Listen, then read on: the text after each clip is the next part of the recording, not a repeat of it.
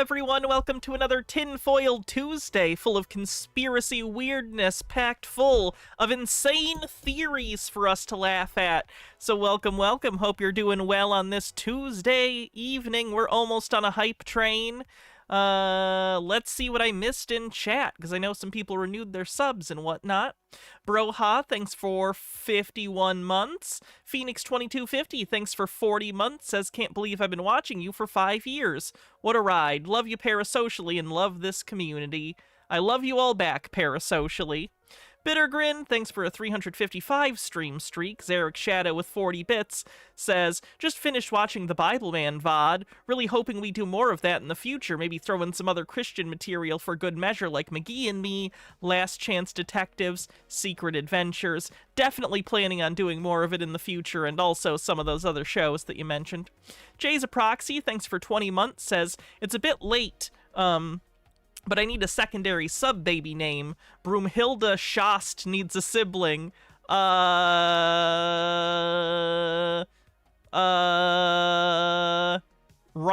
Candy. I don't remember his actual first name from the movie. Hamatherk 1G, thanks for 42 months. Sorry, my brain took a second there. Medicated Person, thanks for a 65 stream streak, and we are on a hype train, so if you could, consider gifting subs or using bits to get us higher on the hype train. Nemesaur isn't here yet, so he can't carry the team. M. Scheffler with 100 bits says, I'm helping, true, and that did get us over level 1 of the hype train, so thank you very much. Over on YouTube, the Black Narok, thanks for gifting 5 YouTube memberships. Speaking of which, we are going to do another patron and YouTube member show this Sunday. I'm sorry that we haven't done one in a bit. I got all screwed up because of, if you didn't hear, our oldest cat passed away, and I missed a lot of streams because of that. So I've been kind of messed up. So I'm sorry that those have been few and far between lately. We are going to do another one this Sunday, though. So excited for that. 35% to level 2 on the hype train. In terms of housekeeping, if you want, please do me a favor and hit the like button on YouTube. It helps a ton. Stone Corbell, thank you for gifting a sub. Appreciate it. Other than that, you can use subscriptions, memberships, super chats, bits, and tips if you want to support the stream. All right, let's jump into it. Oh, sorry, I missed a hydrate. I forgot to pull up my channel point stuff. Give me a sec. I'll do that hydrate. Puka with 400 bits says, there's way too much tan in that picture. It is quite tan. It's quite tan. Oh, that's fuller than I thought. I spilled a lot of water on myself. Good job, me.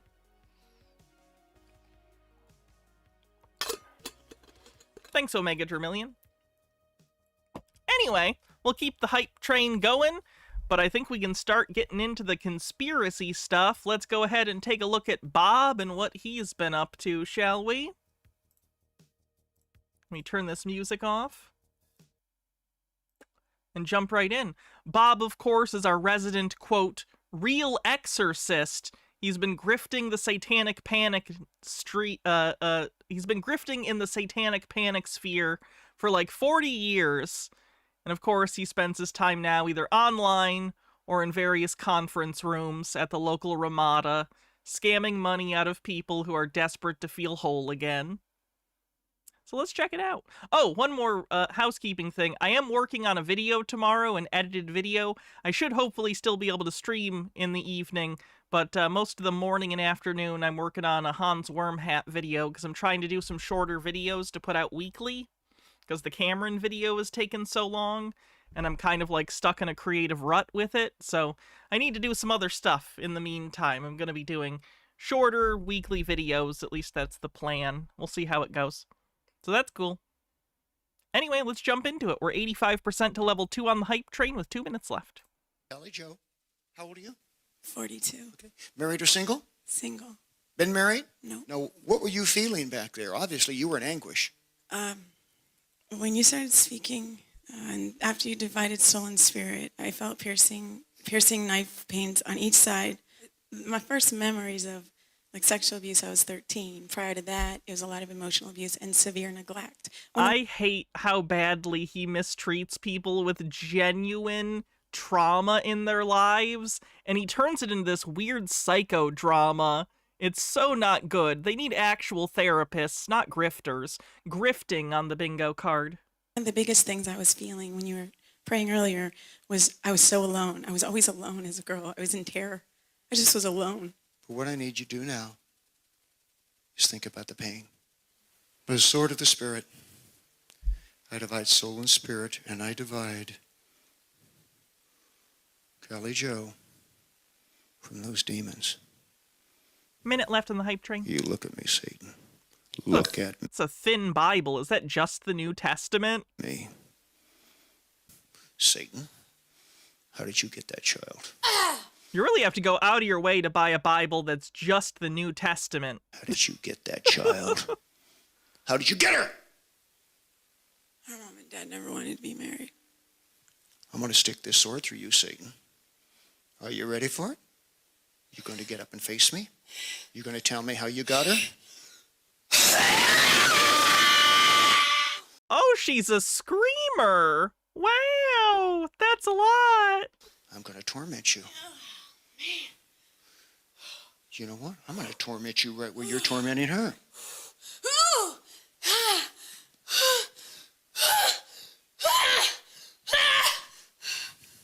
She's got enthusiasm. I'll give her that. It's a better performance than a lot of the other people because she's really going for it. I want to know about the curse. I want to know about the curse. Get up, face me. I want to know about the curse. How many generations? I'm going to torment you. How many generations? It's a lot. How many? That's not an answer. How many? It's like 60 or something. 60, It's huh? like 60 or something. Always with the generations. 60 or something. Is there a single person in the country who doesn't have generational curses, according to Bob? Zarek Shadow with 40-bit says, they gave us Bible with only Psalms, Proverbs, and the New Testament in our 8th grade graduation. That's weird. And there was a man. And a man who did And he murdered somebody. 60 generations ago. I divide soul and spirit. Oh, God. I want the man who murdered. I want him. Oh, good time. Look at me. What's your name? I appreciate their kind of cross-cutting between the screaming. They're like, okay, this is a bit much. Let's skip through this bit. Maxwell. Where did you go, Maxwell? You went to a Christian school founded by the Left Behind founder Tim LaHaye. Oh! That must have been interesting. And by interesting, I mean horrifying. I'm so sorry. Maxwell, why did you kill? I was just desperate. Did he stick his finger in her mouth? Demons hate it when you do that. In fact, everyone hates it when you do that. Somebody did something wrong, really wrong. Somebody did something really wrong. Maxwell, stay with me. I'm going to help you. You murdered. Christ alone can forgive you, Maxwell. Do you want Christ to forgive you for the murder? Do you want to get out of this terrible pain you're in? Yes. Yes. Hey, Will Kale. Say, help me, God. Help me, God. Help me, God. I murdered. I murdered. I shed innocent blood. I shed in. Look at me, Maxwell. Say, I shed innocent blood. I shed innocent blood. Only you can forgive me, Christ. Only you can forgive me. Forgive me. For what I did. Ask him. Forgive I me. don't think I've ever seen him, like... This is a little different than his other exorcisms. He normally just exorcises the demon. I've never seen him attempt to make the ghost of an ancestor who initiated the so-called generational curse called to accept Jesus? So now what, he's talking to a ghost through her? That's confusing. Why is the original, like, person in her? Why isn't it just the demon? Yes. She full of ghosts? Forgive me. She's like a haunted house. Christ. Maxwell, close your eyes. Maxwell, close your eyes. Christ is going to come to you now and give peace to your soul. Be at peace with him, Maxwell, and go with him now. Go to be with him. I want you to say, I break the curse. I break the curse. The Black Narok with the $10 super chat says, how come they never dye their eyebrows blonde too? I don't know how hair dyeing works. I don't know why people don't do that. It's probably a good reason, right? Maybe not good for your eyebrows? I have no idea. Bittergrin says, according to Scientology, we're all full of ghosts. Excuse you? They're called body thetans? Being alone. I'm not allowed to tell people they're ghosts until they're a much higher level. Of being alone. Of being lonely. Of being lonely. Of wanting to be loved. Of wanting to be loved. And not having that fulfillment. And not having that fulfillment. That curse is broken. That curse is broken. Look at that beautiful smile. That curse is broken. That curse is broken. I can now find the happiness I've sought. I can now find the happiness I've sought. Okay, based on the fact that there's more than half of this video left, I don't think it's about to end happily. Isn't that great? Hallelujah. Hey, Nemesaur. You can't keep her now, Satan. Get up and face the judgment. Get up, Satan. Get up. Get up. No, you're not going to distract with pain. Get up. I draw the bloodline between you and me. God! Get up. Wait, what's the bloodline? Just get out of the way, Kelly. It's figurative. He didn't actually draw any blood. Get up. Say, we the people of God agree. According to Matthew 18, we command this evil spirit. You don't have to scream. I can hear you. Say, we command this spirit. Obey the people of God. Who's the strong man? Who's the chief here? Is it murder? Murder isn't a person. Murder is a verb. Is it murder or another? Answer me. Is it murder or another? Answer me! Jezebel! Oh, no, I get so sick of you, Jezebel. Damn, the tension between Bob and Jezebel is just getting too much. They just need to stop and fuck already. How many times has Bob exorcised Jezebel from a variety of women? It's almost every other time. His entire career, it's just this, like, cat and mouse game with him and Jezebel. Just kiss already. I'm tired of it. I hate her! I know you hate her because she's a woman of God. She's called of God. 60 generations has come to an end. It's come to an end. Get up, Jezebel. Get up, Jezebel. Get up! Legal authority, that's all I want to know. Do you have any more legal authority? The curse is broken. The child has been healed. Do you have it? Yes or no? No! Then you have to go. According to Ecclesiastes 4:12, I take a threefold cord and I bind you to your kingdom and all the spirits who are part of you. Say, I, Jezebel. I, Jezebel. 1,670 years. I never really considered this either, but shouldn't everyone else in her family also have a curse? You know what I mean? If it's generational and it was 1,670 years ago, like, all of up to, like, her 8th cousins should all be cursed and full of Jezebel too, right? Why is it specifically her? A direct lineage to everyone in her family ignored except for her? It's a little narcissistic, don't you think? Why aren't her parents infested with demons? Her grandparents, her cousins, her children? Doesn't make a lot of sense when you think about it, right? Jezebel. I, Jezebel! Bind myself. You think Jezebel and Bob are actually in cahoots running a scam together? I think that would be the best result of this, if it turned out demons were real and it really was just a scam. That would be nice. The world would be fun if it worked that way. Bind myself! To all under my authority. To all under my authority. Together, Together! we lift the curse. We lift the curse. Lift the curse! Maxwell. Oh, Maxwell! We lift this curse. We lift this curse. We lift this On curse! future generations. Yes, on future generations. Your neck is going to get hurt. Her poor throat must have hurt so bad after this. You ever just scream as hard as you can? It's rough on your throat. It's not a fun time. Feels cathartic at the moment, but you always pay for it. Future. Stop your screaming. Say future generations. Future generations. Future generations. Lift it. Give me my Bible. Lift it. Lift it. Lift the curse. Do I scream a lot? No, not generally. Just I have in my life before when I've been very frustrated, like into a pillow or something. I mostly just cry now. It's much healthier. Lift Fucks up your makeup, though. it. Lift it. Is it lifted? Is it lifted? Lift the curse. Did you lift it? Is it lifted? I lifted it. Okay. Jezebel. See, we receive. We receive. We receive. The judgment of God. Judgment of God. Oh, quit whining, Jezebel. Say the You whiner demon.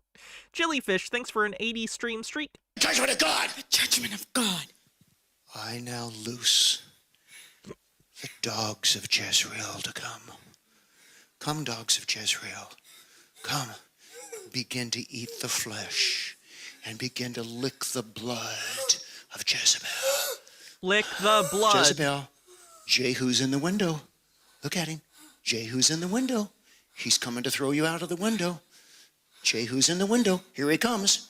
Here he comes. He throws you down to the dogs. Say, we go. We go. We go. Now. We go now. To. We go now. To. The pit. Come out. Come out. And then he tell this thing where to go. Come on. Go. Go. Oh my god, he's basically got her in a headlock. Go. Go. Go. And Bob Larson with the chair. Go. Go. Go, Jezebel. Go. Go. Go. Come out of it. Come out of it. Come on. Tell this thing to go. Come on. Come on. Go. Go, Jezebel. Go. Go. I anoint you in the name of the Father, the Son, and the Holy Spirit, where all the evil of Jezebel and murder were. May the peace of Christ, may the fullness of the Holy Spirit fill you now.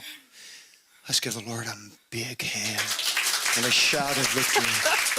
Hallelujah. Come on, get on your feet right now. Praise the Lord. Just praise him. Oh my gosh. How do you feel? I feel Cripple Punk says, Cactus Jack with the barbed wire bat, let's go! complete. You guys, I feel completely depleted. I'm grateful. But I mean, this is just stuff people cannot. Oh, she sounds like a community theater actor. I'm wondering if this is one of the people he hires to do this. They just cannot. That would explain why she was so exuberant, you know what I mean? It would make more sense if she was an actress doing a performance than anything else. You just can't walk around with this. I'm so grateful. Who did this for you? Jesus Christ, my Lord. Who's the glory belong No, I meant me, idiot. to? Jesus Christ, my Lord. Amen. He's the one who does it. It is his power. Hallelujah. I've trusted you. I could feel the safety, the anointing, and I trusted my Lord Jesus Christ. So I knew this was an opportunity. This was give it all I had, release it all. When Pastor Bob, when you started talking to this demon, and I'm like, what? I mean, inside myself, I'm thinking, what's happening here? I remember all of a sudden everything inside You were playing a character, ma'am. of me just went black. And I felt a very intense battle going on. Every muscle in my body, I never would have known this would be an experience like this, was pulled, and it If I was possessed by Jezebel, what would I do? Hopefully I'd learn to do my hair better. felt distorted and Maybe some skin care. I think Jezebel would probably be good at that. stretched, and I felt burning and knives, and I felt my body eventually start to relax after this incredibly dark. Was she paid to act? She could be. I'm pretty sure Bob has paid like local actors before to come and pretend to be possessed at his stuff. But there are certainly real people who get scammed into this too and get sucked into the psychodrama of it all and like unintentionally do improv as demons. Dark, despairing, Yes, shilling and scamming on the bingo card. intense battle, and I kept crying out to the Lord. And though I was exhausted, I got in my car, and the most incredible peace, I said, Lord, I have not felt peace. God's grace upon my life and this divine appointment with Pastor Bob to encourage the body of Christ, it's real, and there is deliverance and healing. But this is the first day of your new calling as a deliverance minister and a woman of God. Had a beautiful smile. Had a great smile. This is the first day 3 years ago. Okay, I don't think we need to listen to the 3-year catch-up.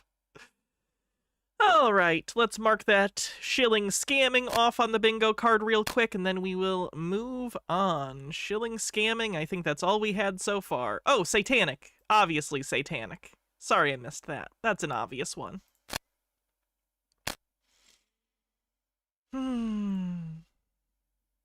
Let's see what's next. Maybe something... Ooh, Eric Dubé's annoying. Let's do Eric Dubé. Dennis Diderot said, "The great tragedy of science is the slaying of a beautiful hypothesis by an ugly fact. If the Earth is a sphere or a ball, then there must be evidence of a curved surface. There is. We've literally been to space and seen an entire half of the Earth all in one image before, because that's the maximum you can see. It's a sphere.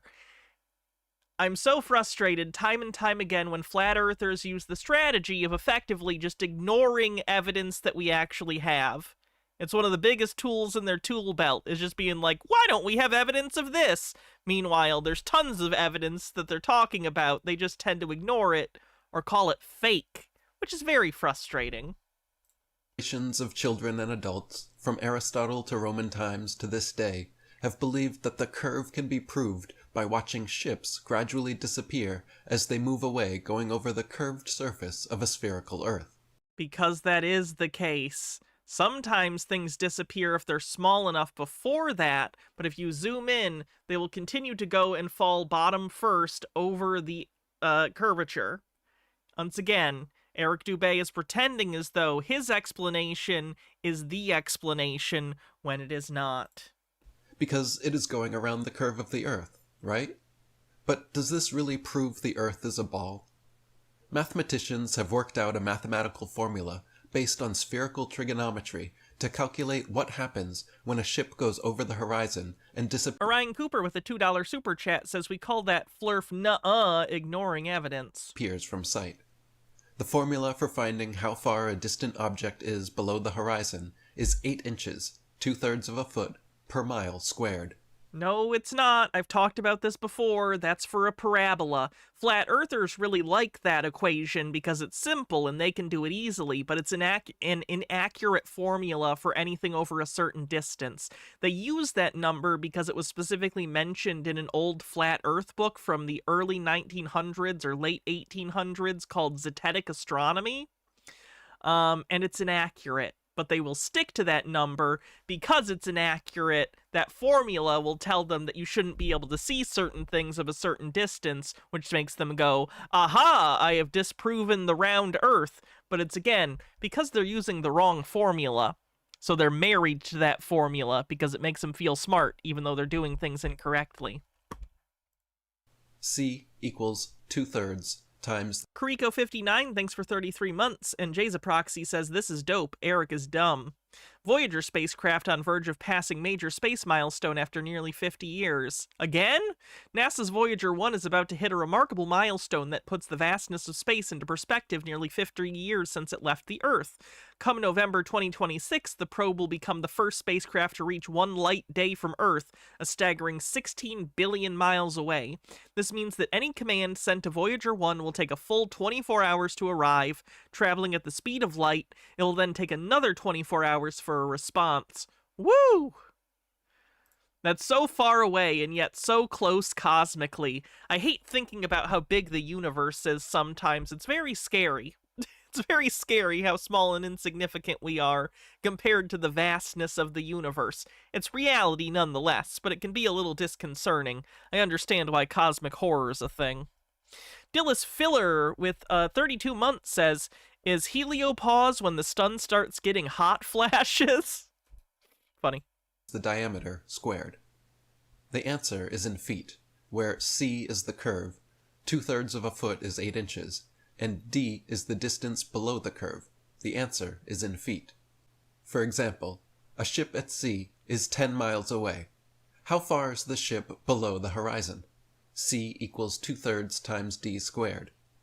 d equals 10 miles. c equals 2/3 of 10 squared, 10 times 10. The answer is in feet. Answer equals 66.6 feet. The above Again, you're using the wrong formula. So any information you're getting out of this, any numbers you're deriving from that equation, it's going to be incorrect. formula is based on basic spherical It's going to, if those are curious, it's going to vastly overestimate how much curvature there should be in front of something, because again, they're using a formula that's for a parabola, and of course the steepness of the drop of a parabola is exponentially more so than a sphere, because a parabola just goes like whoop, and a sphere is, you know, it's a sphere. trigonometry.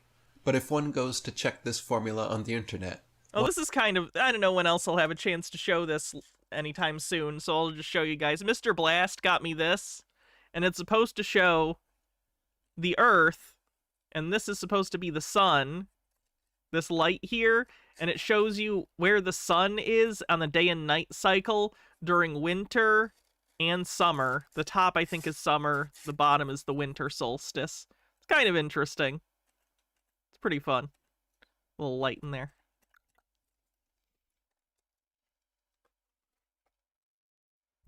one will see how a simple idea can be expressed so complex, even scientists find it hard. This is random, but he also got me this squeezy cheese. It's a block of cheese, and you can squeeze it like a stress ball. Hannah mentions cheese on the bingo card, but it was worth it to show you this. It smells really bad. It smells like oil. Or gasoline. Don't sniff that. Hard to follow. According to critics, the change is recent to support a spherical Earth and heliocentricity. This experiment will need 2 experimenters and 2 or more monitors. Apparatus needed is a video camera with a large zoom lens, access to a large lake like one of the Great Lakes, preferably frozen on a very calm and clear day. Set up a station on the edge of the lake and place a marker on the ice 3 miles away. Oh yeah, the Artemis 2 conspiracy theories are going to be beautiful. That's going to be a great tinfoil Tuesday after that. And we're getting ever closer to another moon landing. That's going to be like flat Earth apocalypse. I know that they're going to come up with justifications, and it's not going to change their mind at all, obviously. But nonetheless, hearing how they decide to shift the goalposts is going to be very interesting. Use a drone flying at a constant controlled 1 meter above the ice so as to pass over the 3-mile marker. The drone camera will identify the marker and stop. Hover in the place, still at 1 meter above the ice. Can the experimenters see the drone by naked eye? Or has it gone over the curve?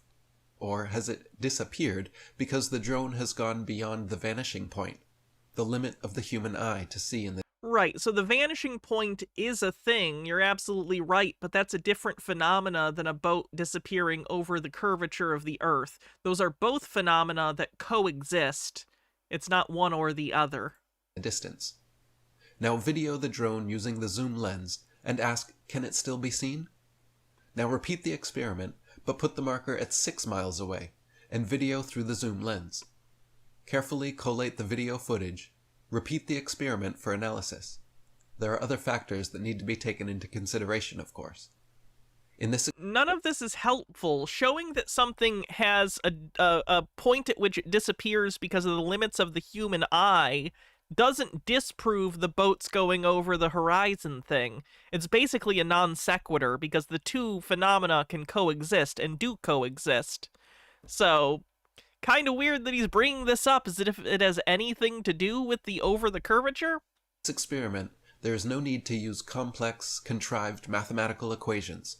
Just They sure do hate math. Green Guy with a $3 tip says, I'm super awesome and any evidence to the contrary is false. Very true. Very true of all of us. Simple observation and common sense. Is water flat? The Earth is over 70% water, and water is flat. So where... This is a misuse of the term flat. So flat in this case just means it's perpendicular or parallel. Parallel to the direction... No, perpendicular to the direction of gravitational pull.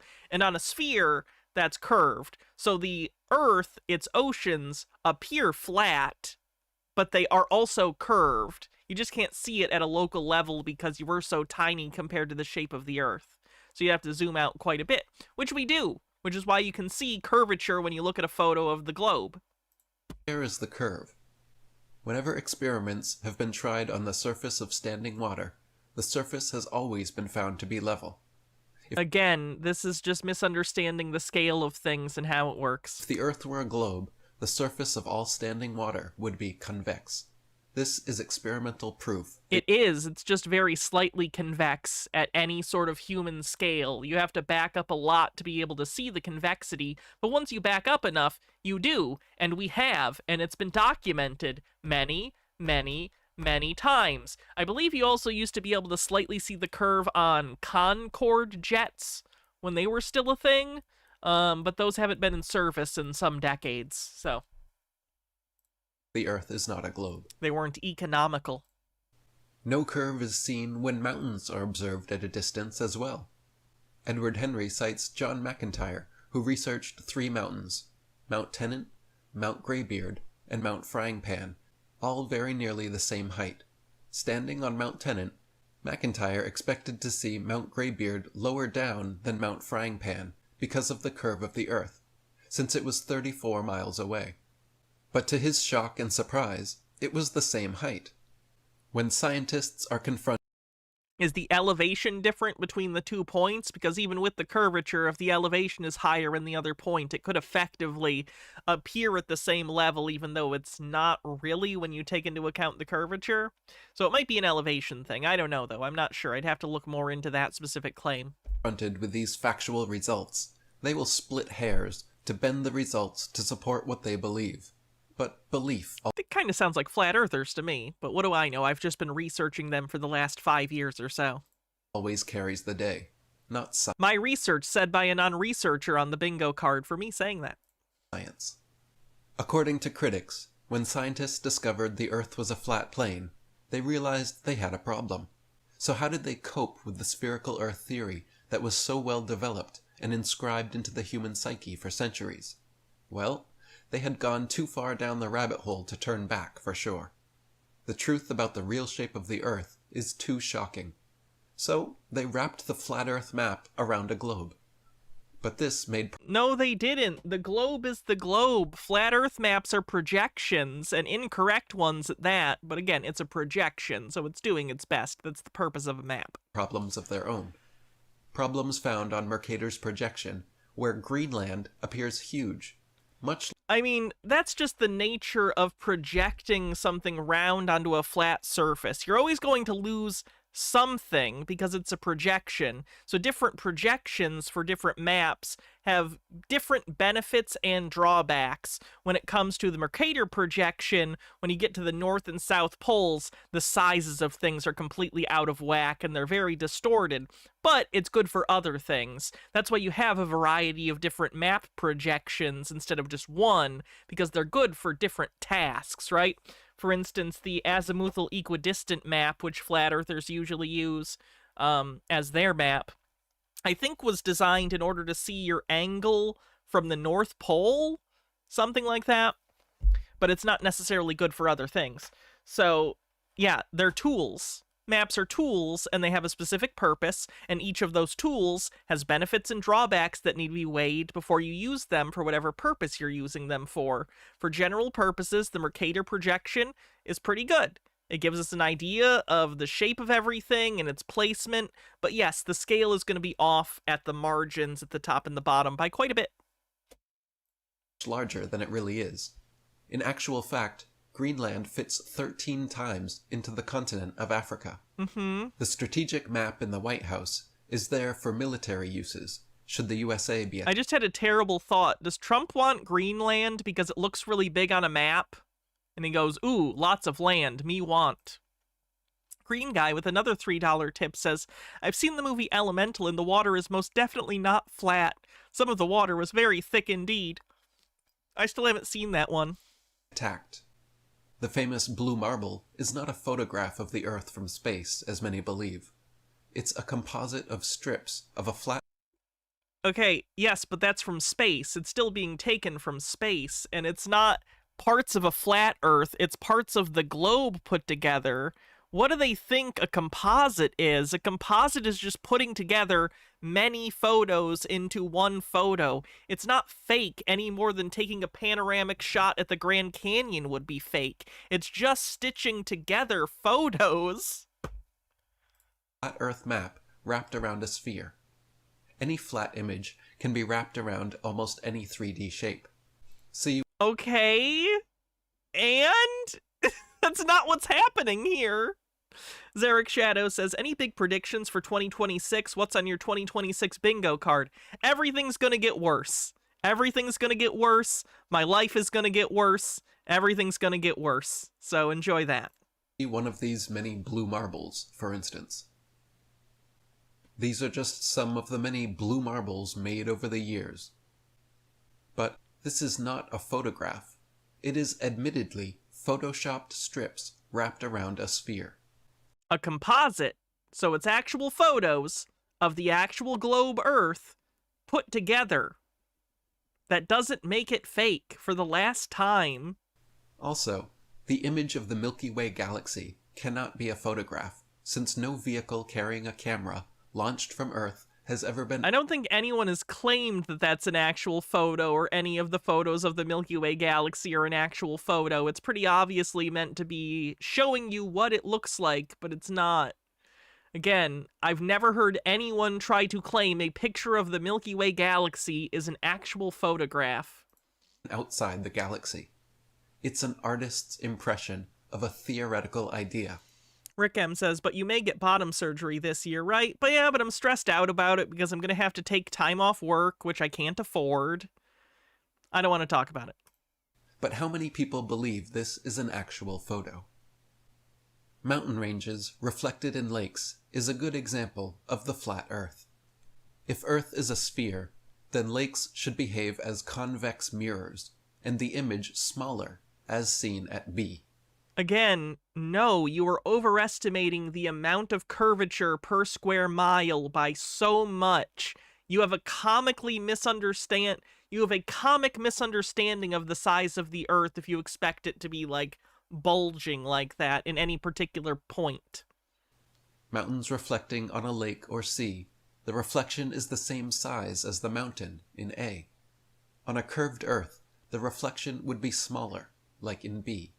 No, it wouldn't, because you're underestimating the size of the Earth by a lot.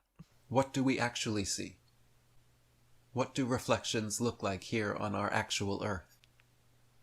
These photos show perfect reflections, which are exactly the same size as the mountain, indicating the water is flat. You may conduct your own simple experiment using a regular flat mirror and a convex car reversing mirror. You'll see Car reversing mirror. Forgot the term rear view mirror, or you forgot the side mirrors. Car reversing mirror. the image in a flat mirror is always the same size as the object, while the image in a convex mirror is always smaller than the object. Many films and videos show the Earth from high up in the stratosphere as a sphere, particularly the video where Felix Baumgartner made his famous leap in 2012 from 20 miles up from a high balloon. And of course, what we are told are views from satellites, the International Space Station, and the Hubble telescope, where the Earth is decidedly spherical. The cameras used, however, are special cameras fitted with fisheye lenses, Not on the Hubble and stuff. This was specific to this Red Bull thing. which can show Red Bull isn't NASA. Fun fact. straight lines as curved, convex, or concave. But when film is taken from amateur balloons at more than 20 miles high, using a regular lens, the horizon appears flat. Critics claim there is a deliberate element of deception from space agencies to exaggerate the curve. I don't think that's the case. Just a Peach with a dollar tip says they've not really looked at a disco ball. It's a series of flat mirrors on a curved ball. The fisheye lens I'm gonna get behind a new theory, and it's disco ball Earth. And I'm just a little funkier than all of you. So take that. Chromatic Cuttlefish with a 7-stream streak says, for reference, the correct formula for the horizon drop from a tangent to the surface is h equals r, parentheses 1 minus cosine, parentheses d divided by r, end parentheses, end parentheses, where h is the drop and r is the radius of the Earth. Man, I'm not a fan of formulas. There's a reason I talk for a living, because I can't do math to save my life. Distorts I know PEMDAS, though. So that's pretty good. the image. Critics say it is deliberately used to deceive, which is not too difficult, since the majority of people already believe the Earth is a ball, having been conditioned to see what they expect. Okay, now show photos from the moon. The following videos show the distortion of a fisheye, which can be a convex or concave lens, in contrast to a regular, normal lens. Watch the short video of the Felix Baumgartner jump on the 15th of March, 2012. Before Baumgartner jumped from his capsule from 128,000 feet above the Earth, a camera with an ordinary, regular lens inside briefly shows a flat, eye-level horizon. Zarek Shadow says, PEMDAS, please excuse my dope-ass swag. Sorry, just time-traveled from 2011. We're all old. I'm having a midlife crisis, because I don't expect to live much more than 60. So, things are rough. Horizon of the Earth. When Baumgartner steps out of the balloon from the capsule, an external GoPro camera is switched on, and then suddenly the whole horizon is transformed into a curved horizon, which, according to critics, was deliberately done to give the impression I like that he says according to critics instead of just like saying what he thinks. This is obviously what he thinks, but he doesn't want to say, I think this, because he wants to distance himself from the claims a little bit. It's a little bit funny. of a curved Earth. Hey, fun fact, no amount of our knowledge about the shape of the Earth came from the Red Bull promotional skydive event. Fun fact. So that's cool. It wouldn't surprise me if they did use a fisheye lens to make it look higher than it was. Because it was an ad. It wasn't science. It was an ad. To meet the expectation of viewers. But watching the video more closely, the curve is too sharp and small for a complete and whole Earth. The curves are seen as both convex and concave, according to the angle of the camera. But the horizon is not convex, nor concave, but flat. What is considered to be the very first view from a rocket into space from 65 miles up was from the Nazi V-2 rocket launched from the White Sands Missile Range of New Mexico on October 14th, 1946. A regular lens shows a flat Earth, which is quite It's different. not showing a flat Earth, it's showing a small section of the Earth from quite close to it, relatively speaking. You have to be further away from the surface. They all selectively pick stuff where it's relatively close to the surface of the Earth, and it's only a small section. Show the whole thing, or shut up. I'm so tired of their disingenuous bullshit. Different from the view that NASA released thereafter using fisheye lenses that distort the horizon even from only 5 miles high. Notice the sharpness of the curve. The V-2 rocket is 13 miles higher and shows a very different picture. Balloons were used extensively in the 19th century before engine-powered airplanes existed. Reports from that time are very interesting and worth reading the impressions given by those balloonists. Balloons don't go nearly high enough to see the curvature, so nothing they have to say about ballooning or what they see at the horizon has any bearing on the shape of the Earth. Do you know how high balloons go? Not that high.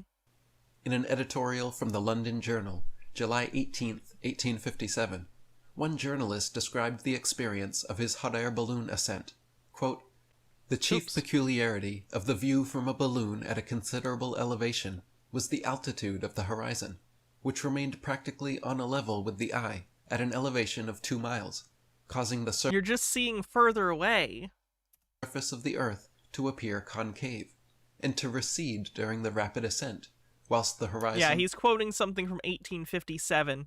What's the spot on the bingo card for that? Uses outdated... It's been a while since we got this one. You guys know what I'm talking about, though, right? There's a bingo space that's like uses outdated source or something. And the balloon seem to be Cites a defunct source. There you go. Let's go with that. stationary. The horizon always rises up to meet the eye at high level. Observers from a balloon 20 miles high, using a standard lens, would have to look down to see the horizon. But in Again, this comes from underestimating the size of the Earth by a lot. You're just seeing further away. practice, the horizon is always at eye level. If the Earth is flat, why is it not possible to see a city 50 miles away with the naked eye? Because of perspective. Why is it not possible to see it 50 miles away with a telescope? Because you can obviously say with the naked eye, there's a distance at which you just can't see anything. There's a certain, angular size at which it's too small for to see by the human eye. But you have no excuse why you shouldn't be able to use a telescope to see it. You gonna bring that up? Perspective and the nature and structure of the human eye. An average person sees the horizon about 3.5 to 6 miles away. A taller person can see a little further perspective. Perspective may be explained by railway lines. The lines are perfectly parallel, but a person standing in the middle of the lines, looking into the distance, sees them getting closer and closer, although the person knows they are the same distance apart, but they can only see as far as the horizon. The railway line appears to get smaller, but of course it does not. It is approaching the vanishing point. But this is just perspective, and nothing has really vanished. I found a tissue in my sock. How did this get in my sock?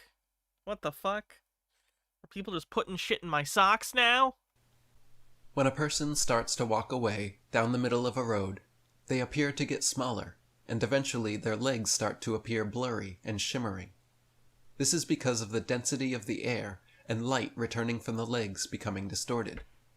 Perspective, however, can be changed by using binoculars, zoom lens, or a telescope, and the image of the person appears closer and visible again. Eventually, the person still walking down the road disappears, not because they have gone over the curve of the Earth. What's at issue is your socks. We gotta talk about flat Earth. My socks aren't important. I just have ADHD. But simply because they have gone out of range of view, called the vanishing point. Ships at sea that appear to disappear at the bottom can be restored to full view using a good zoom lens camera. The bottom of the ship can come into focus, and the bow seen clearly breaking the waves. There are hundreds of videos produced by researchers which demonstrate that ships do not vanish around the curve of the Earth. You'd be incorrect about that. Just because you saw it just because you saw it disappear because of the limits of your vision, and then you pull it back in due to the lens being able to zoom in on it, doesn't mean that it's not disappearing bottom up. In these videos, the bottom is still usually the first thing that's covered by stuff. Flat earthers all the time post evidence that they think shows they're right when in fact it shows they're wrong.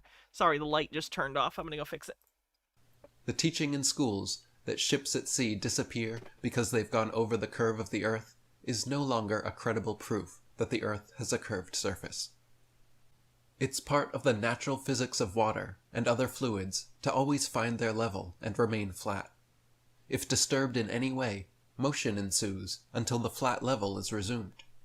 If raised up then released, the nature of all liquids is to flood outwards, taking the easiest course towards finding its new level.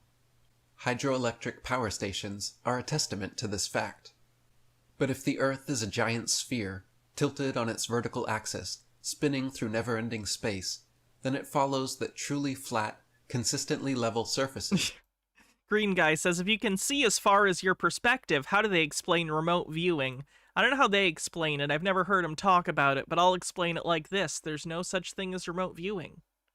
Pretty simple explanation. do not exist here. Moreover, if the Earth is spherical, then it follows that the surface of all Earth's water, including the massive oceans, must maintain a certain degree of convexity. But this is contrary. It does. It just does so over such a large area that you cannot see it at ground level when you are the size of a human being. We are ants. Do you understand? We're ants on a football field.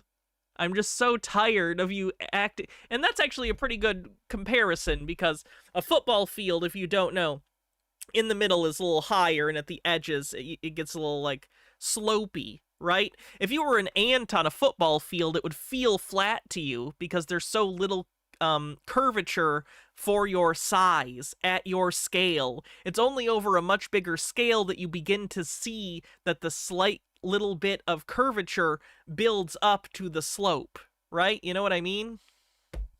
At least some football fields are like that. Mine was when I was in high school, and it was to get water draining a certain way.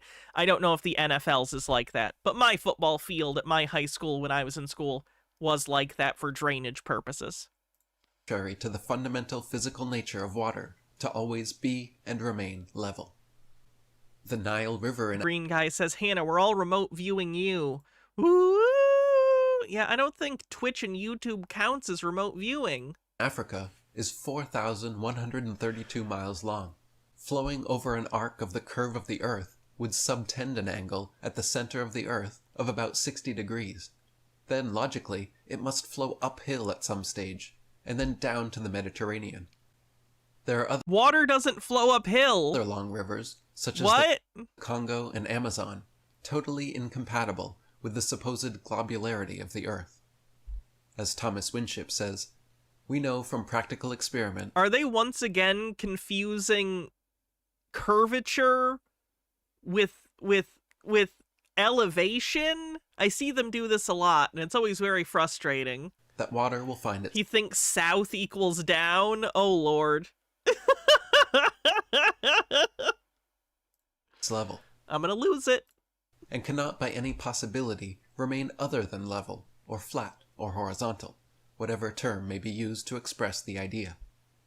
It is therefore quite out of the range of possibility that rivers could do as they would on a globe. The situation is even more baffling when scientists say the force of gravity is a weak force, yet it's able to hold down trillions of tons of water. It's weak relative to the other fundamental forces. That's what they're saying. It's weak relative to other fundamental forces. Gravity is so weak, I can pick this phone up, right? I can fight gravity with my own human mechanical powers, right? Birds can fly. You know what I mean? Gravity is relatively weak. That doesn't mean it is in every circumstance by every definition weak. On the surface of the Earth, while traveling at 67,000 miles an hour in orbit and rotating over 1,000 miles an hour at the equator. Critics contend that all the evidence indicates that Earth is not moving and is flat. Nope, that's the opposite of what the evidence actually shows. Thanks for lying, though. Really appreciate it. Makes my job easier, because I just get to say, you're lying. Pretty simple to debunk that one.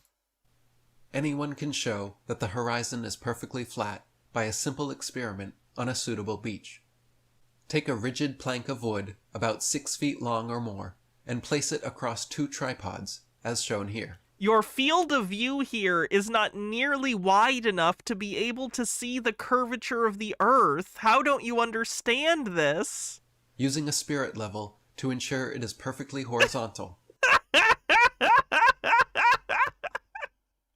We're gonna use a literal level to try and prove the Earth is flat.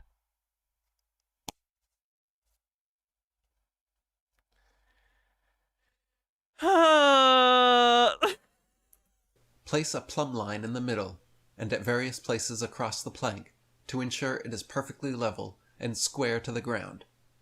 Then, facing the sea and taking a line of sight, line up the plank with the distant horizon.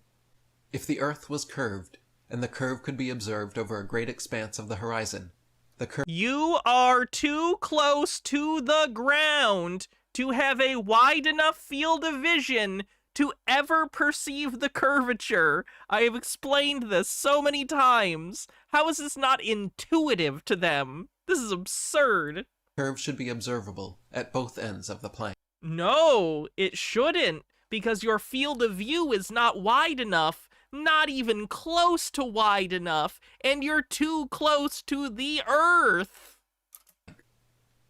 The Kiel Canal that cuts across Denmark Peninsula is almost 57 miles, 91 kilometers long, without a single lock to raise it up and over a 91-kilometer curve.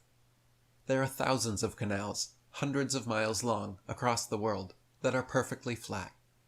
If there are Okay, their elevation is flat, but that doesn't mean that the Earth is flat. Again, it's this conflation of curvature and elevation that fucks them up sometimes. Elevation is a different thing than curvature. You can have something that's a completely flat elevation. It still has curvature, though. Elevation is a separate measurement.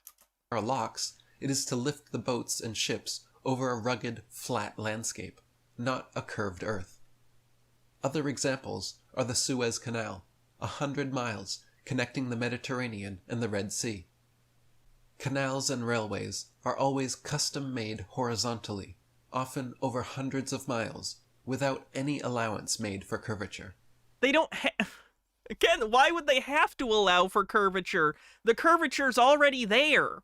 Like, what do you mean, allow for curvature? You're traveling along the water. It's already curved. So you don't need to account for it. It's not elevation. One surveyor, Mr. T. Westwood, wrote in January 1896 to Ooh, 1896. Real up-to-date sources you got there, friendo. the Earth Review magazine, stating that, quote, "In leveling, I work from ordnance marks, or canal levels, to get the height above sea level. The puzzle to me used to be that over several miles, each level was treated throughout its length as the same level from end to end, not the least allowance being made for curvature." Another Yeah, this person from 1890 whatever doesn't understand it either, which isn't crazy. People don't necessarily understand things like this, and that's fine. The problem is when you turn it into a conspiracy theory instead of figuring out why you're wrong. surveyor and engineer of 30 years wrote to the Birmingham Weekly Mercury on February 15, 1890, stating, "I am thoroughly acquainted with the theory and practice of civil engineering. However bigoted some of our professors may be in the theory of surveying, according to the prescribed rules, yet it is well known that such theoretical measurements are incapable of any practical illustration. All our locomotives are designed to run on Oh wow, Nemesaur, thank you so much for gifting 20 Tier 1 subs. Thank you for your generosity. I couldn't do this show without you, Nemesaur, so thank you very much. I really appreciate you. may be regarded as true levels or flats. Anything approaching 8 inches in the mile, increasing as the square of the distance, could not be worked by any engine that was ever yet constructed. Early in 1898, I met Mr. Hughes, chief officer of the steamer City of Lincoln. This gentleman told me he had projected thousands of miles of local railway in South America, and never heard of any allowance for curvature being made. Because you don't have to, because the Earth is already curved. You're just working on the surface already, so the curvature's baked in. You're on it. You're in it. It's happening. You don't need to account for it. What you need to account for is elevation, which is a separate thing.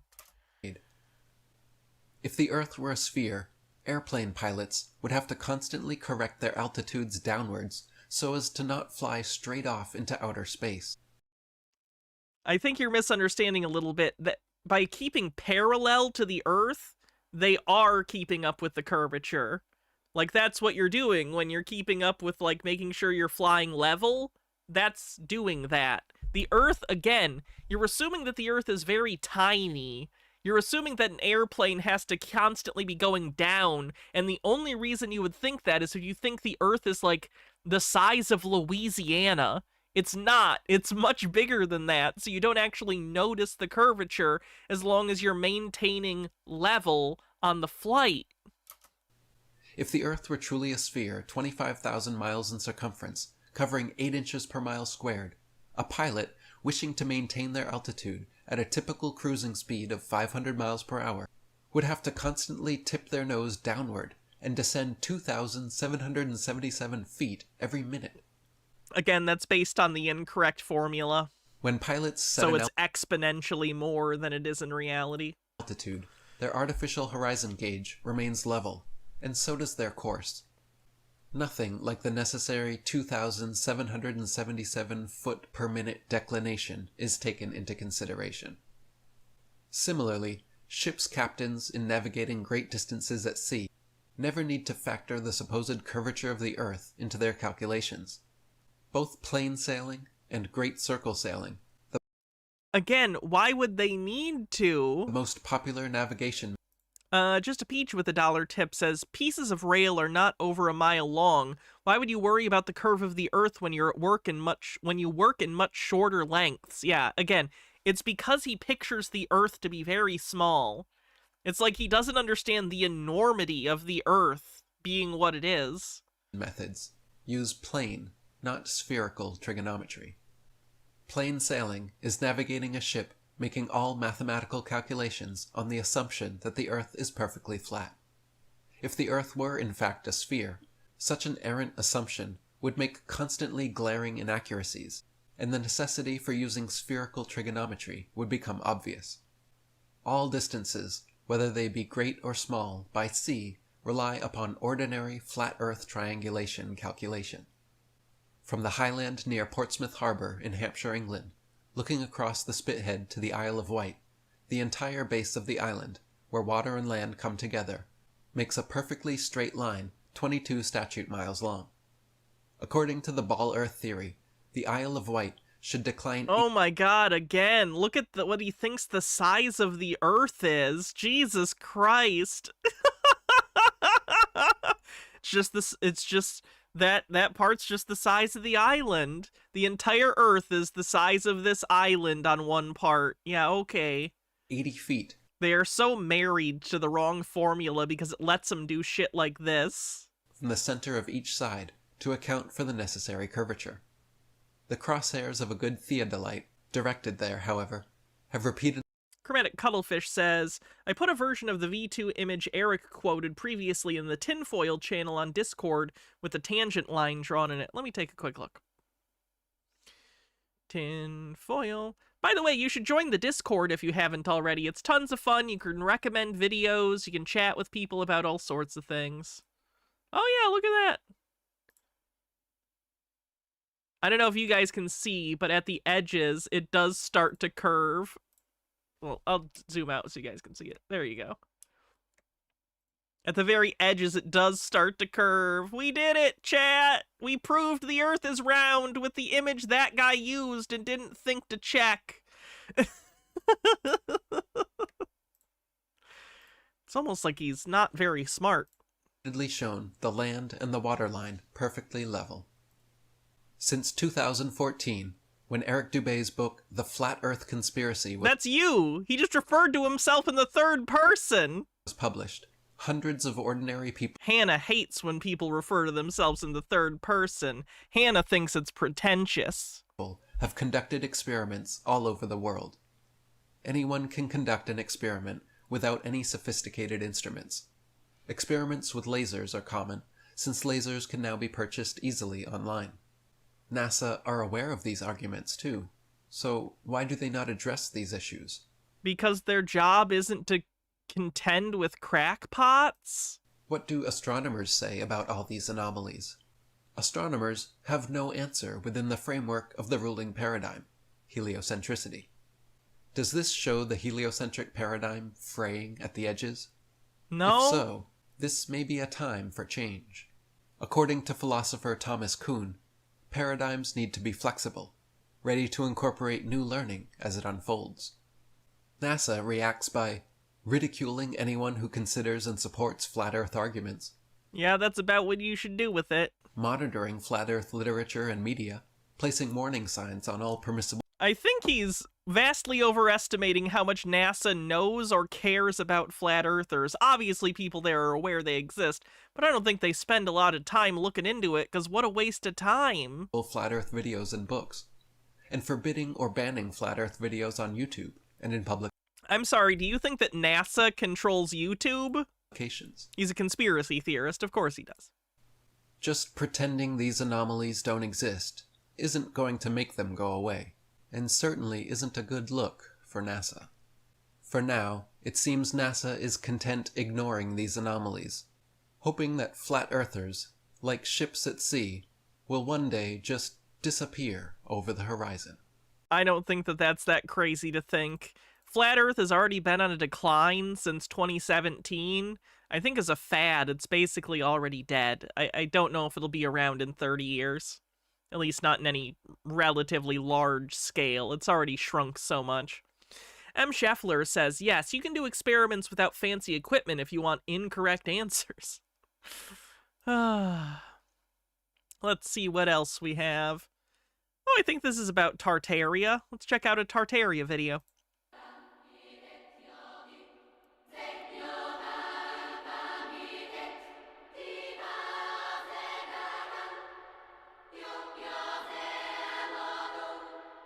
Hey everybody, welcome back for another video. Today we're going to be looking at the late medieval period, early Renaissance period, and talking about these pilgrims and the pilgrimages that they would make, as well as these late medieval stoves and the tiles that are on them, because there's some wild depictions that I think you guys might find interesting. So let's get into it. Now, I want to start by talking about this concept of... Imagine still covering CC in 2056. I would kind of love if I could. I'm afraid of the future of, streaming as a job. I wish I had the job security to believe I could be doing this in 2056.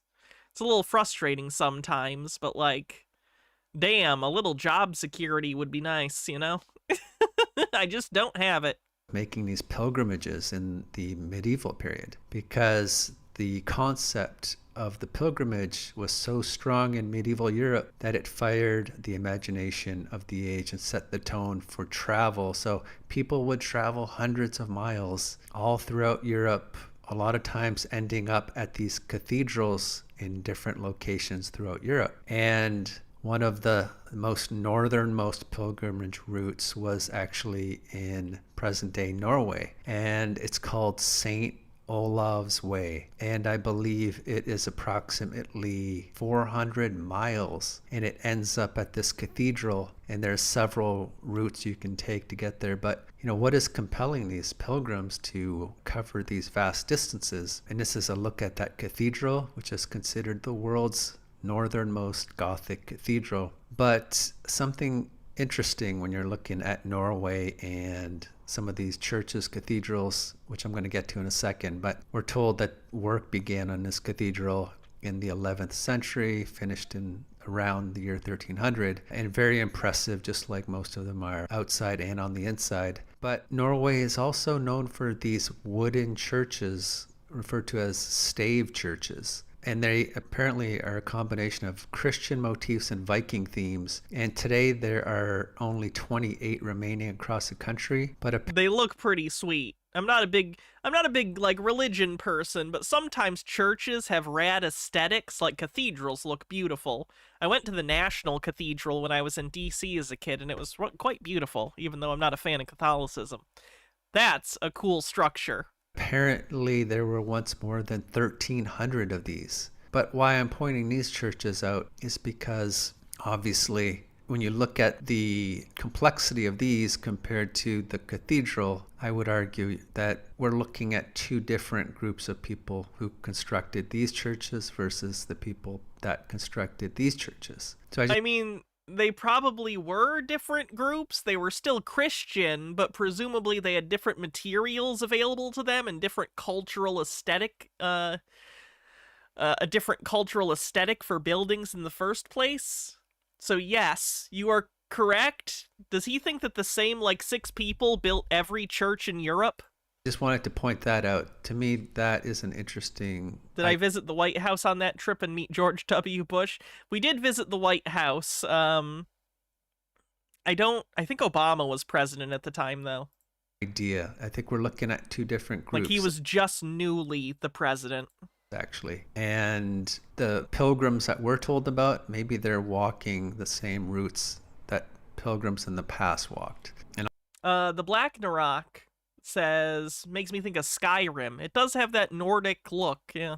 I'll get to that, but here's the inside of some of these wooden stave churches. So again, very impressive, but not on the same order of magnitude as the cathedrals. And just for reference, I think there has been 2 destructive events more recently. One that was an apocalypse, basically took out what we call the Roman Empire, a lot of other empires. And it seems to me there was another one that seems like it affected a lot of what we would refer to as early colonial period sites, whether you're talking Charleston, New Orleans, New York City, Chicago. You could keep running down the list, but it seems like something has happened that isn't necessarily in our history. But why I bring any of this up is because since we're talking about these pilgrims, and the second event, I believe parts of Europe were affected by this second event that affected the early colonial period. And there's this one city in the Netherlands, Groningen, and I've talked about this a lot, but during excavations in the Central Market, they uncovered all these features that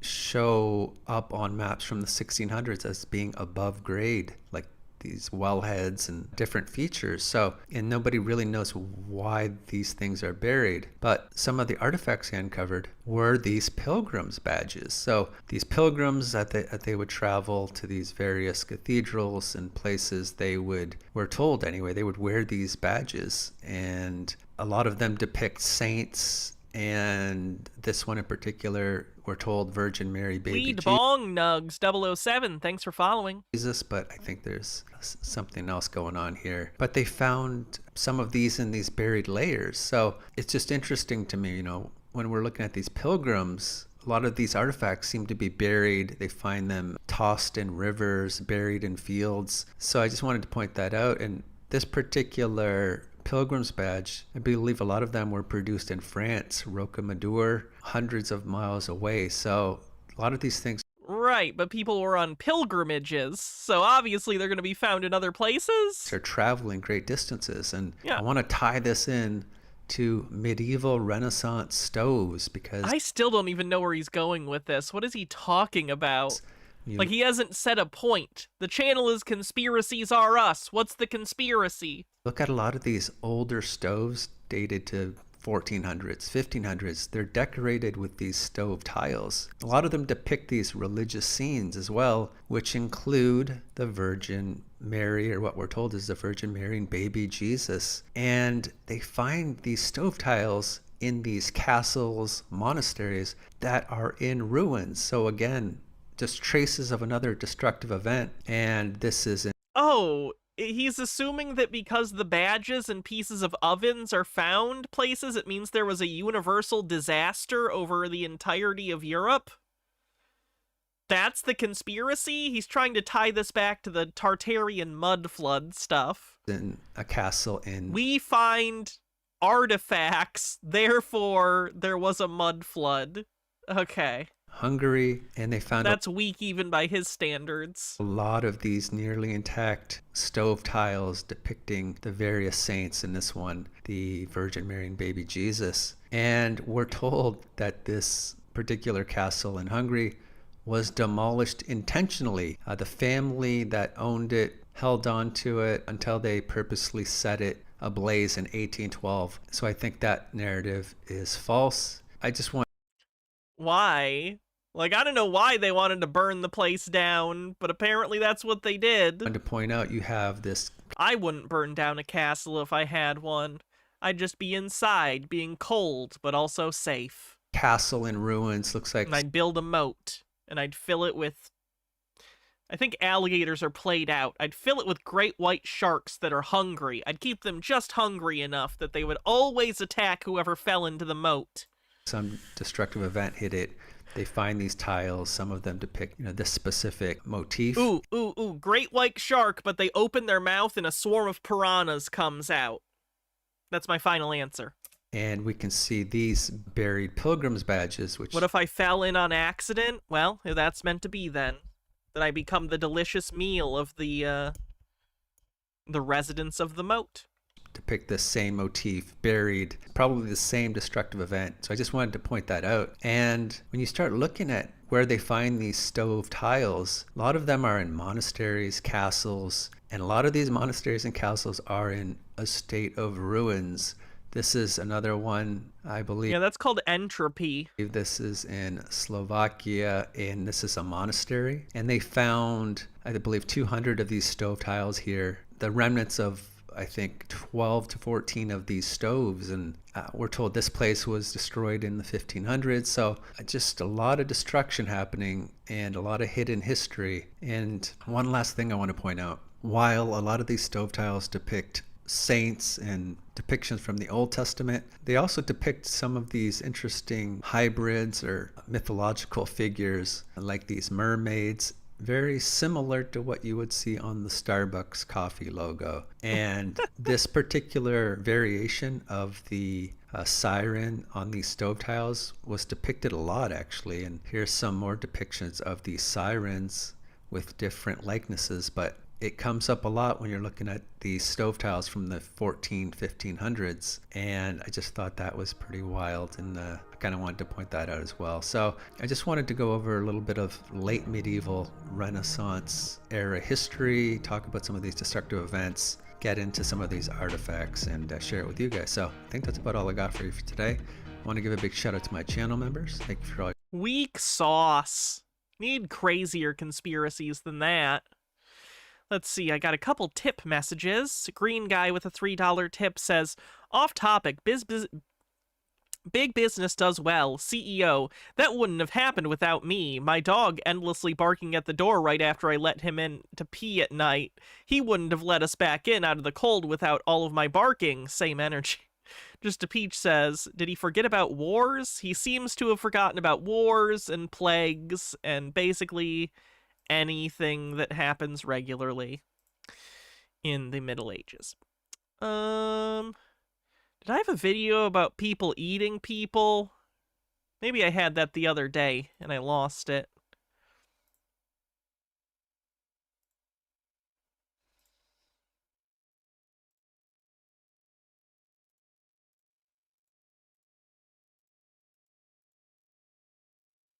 Let's try one of the tree ones. I'm not here to argue whether giant trees did exist. Zarek Shadow says, what if one day you woke up in your chambers and suddenly the castle is under siege? Marcel is leading an army of people you cover. Cameron's there on horseback. John Doyle makes an appearance. Peter's there with Grok. Ultra Medico and Unconditional Lover. Oh, I give up. I'm not a fighter. I give up immediately. Or didn't exist. I think most of you can make up your own minds about that. Zytam says this is what you need in the moat. It's a person on electric guitar riding a dinosaur, riding a shark with a cannon. All right, that's going to be expensive, but I do kind of like the vibe. So, for entertainment purposes and for the sake of this presentation, let's just pretend that they did exist. Let's consider the hypothesis and ask the question, okay, if these structures were giant trees, why do they look like they were cut down? What if they're not trees, though? What if they're just plateaus? We have a whole word for it. It's called a plateau. I would recommend you learn about them before making this video and deeply embarrassing yourself. Now, ordinarily, you wouldn't ask that question until you were able to prove that they were giant trees to begin with. But let's just say that they were, and see if what I'm about to present makes any sense. Now, take a moment to consider the Overthought says, I am the Lorax. I speak for the trees. These rocks are not stump. Your brain is diseased. magnitude Oh, I'd read that book. of such trees. A single tree that dwarfs the tallest redwood today would have been so massive that a person could walk through its trunk like a cathedral. Entire civilizations might have lived under its canopy or even climbed its branches. These weren't ordinary trees. They were cosmic structures, living monuments that connected the earth to the sky. And I don't even know what that means. yet, The sky is kind of an ephemeral concept. It's just everything above the ground. You know what I mean? It's the atmosphere, I guess. How is it connecting the tree to the air? Look at the landscapes today, the flat-topped mesas, or the enormous stumps, the petrified logs. It's clear something changed for a reason. The idea that these giant trees of the antediluvian world were intentionally cut down opens the door to a far stranger possibility, one that would connect these ancient forests to legends of beings so massive and powerful. Is it background music from Assassin's Creed? Let me look. Nope, looks like it's stuff from Kevin MacLeod and some other people on the YouTube audio library. They might have needed these trees as a means to survive. You see, what would be the reason to cut them down? Who or what stood to gain from their removal? Are we about to canonize Jack and the Beanstalk unironically as part of conspiracy canon? Let's do Little Miss Muffet next. Yeah! This is where history, myth, and mystery begin to connect. And the story of the giant trees becomes far more than just a tale of the natural world.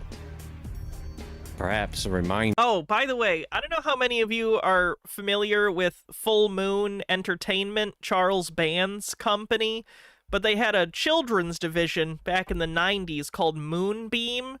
Does anyone remember the children's movie Beanstalk?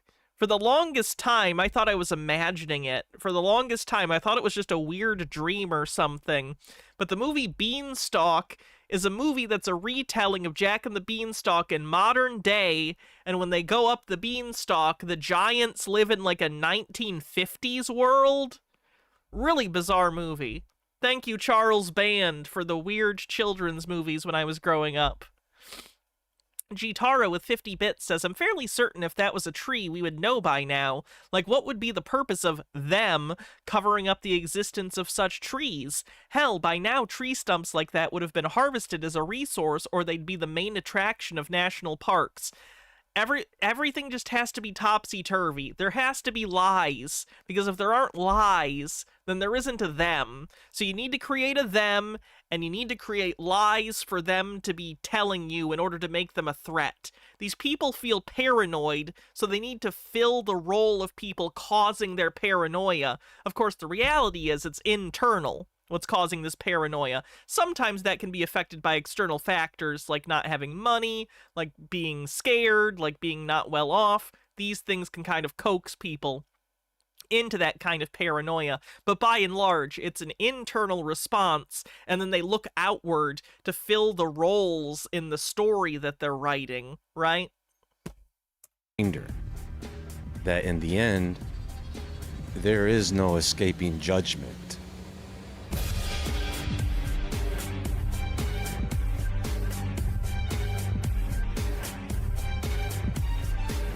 We're about halfway through the stream, by the way. If you like the stream, consider becoming a subscriber here on Twitch. It helps out a ton, and you no longer have to see those annoying ads. You can also gift subs to help out with the community. Use bits, memberships on YouTube, or super chats. Thanks.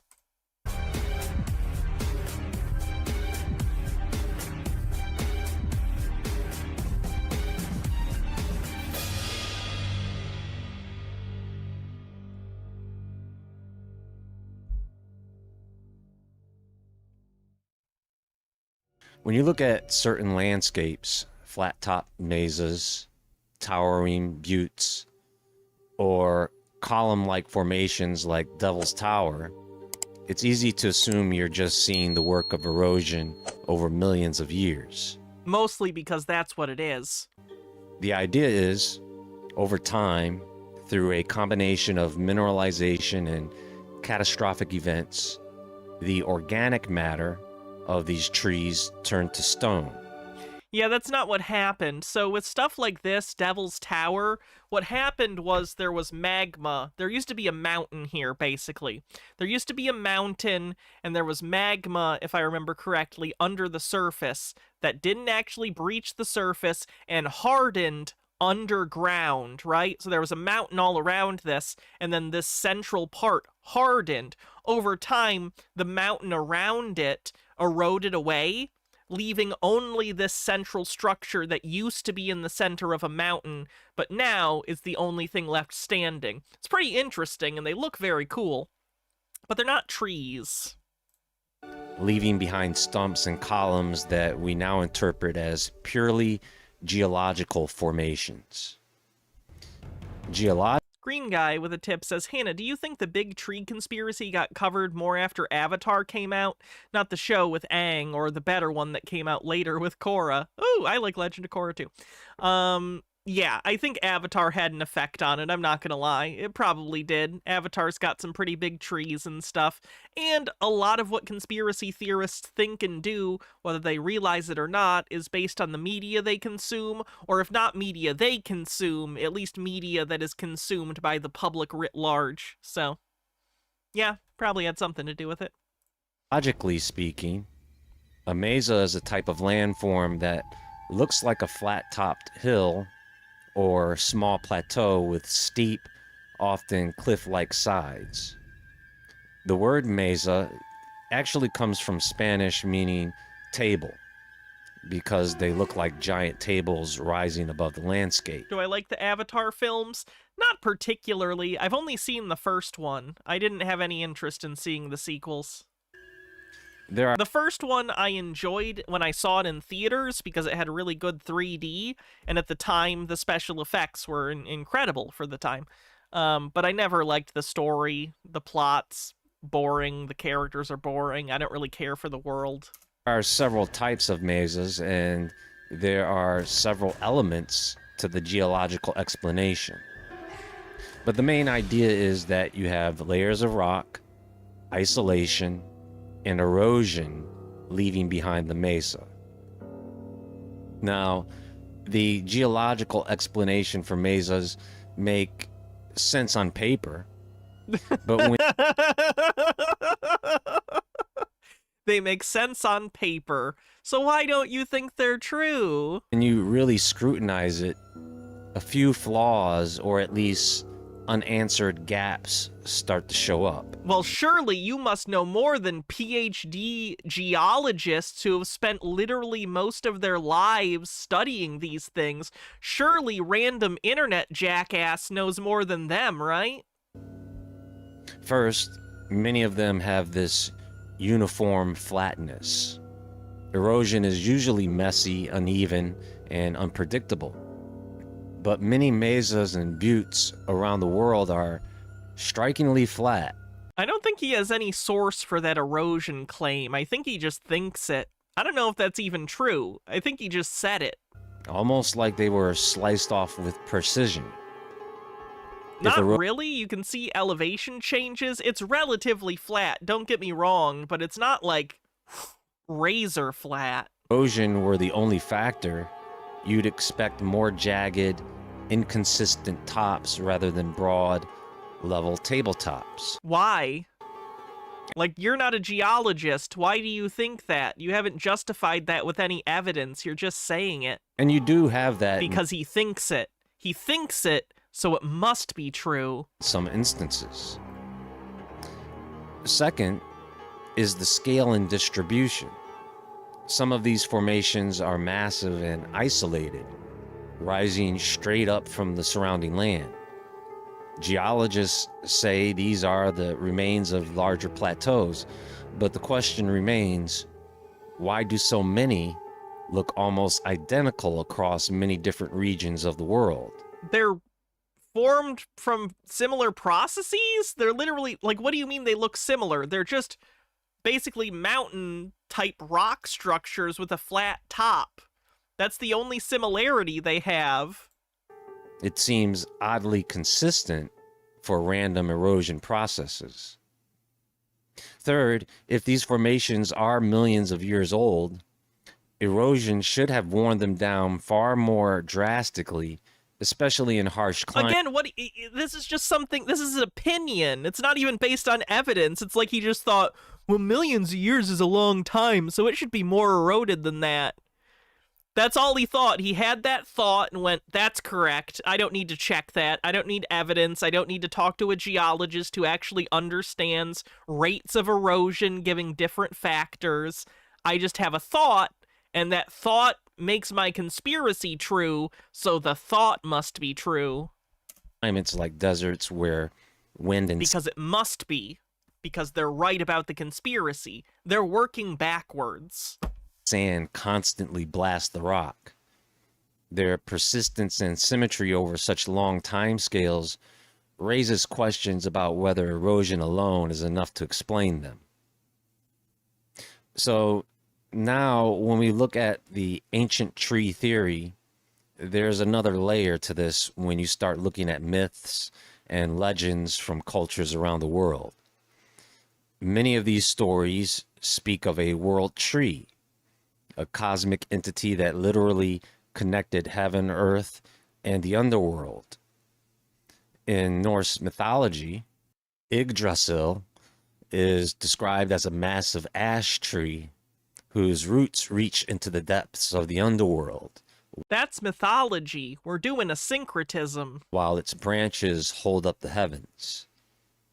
When we start talking about giant trees, it's hard not to think about the beings that might have lived alongside them. And that brings us to the Nephilim. Not only that, but we know there is evidence of giant animals and insects as well. Giants on the bingo card. Now here's the thing. Imagine a world where the trees themselves were as massive as mountains. It's easy to see why some theorists suggest a connection.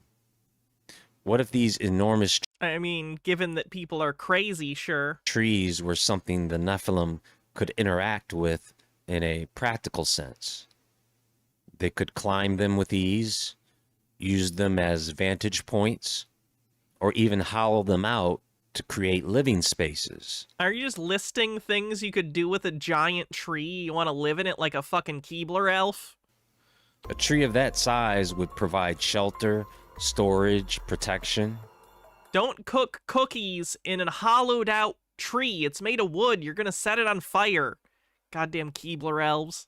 Almost like a natural There's no way the Keebler elves tree is insured. What company would take on that risk? ark rising above the floods.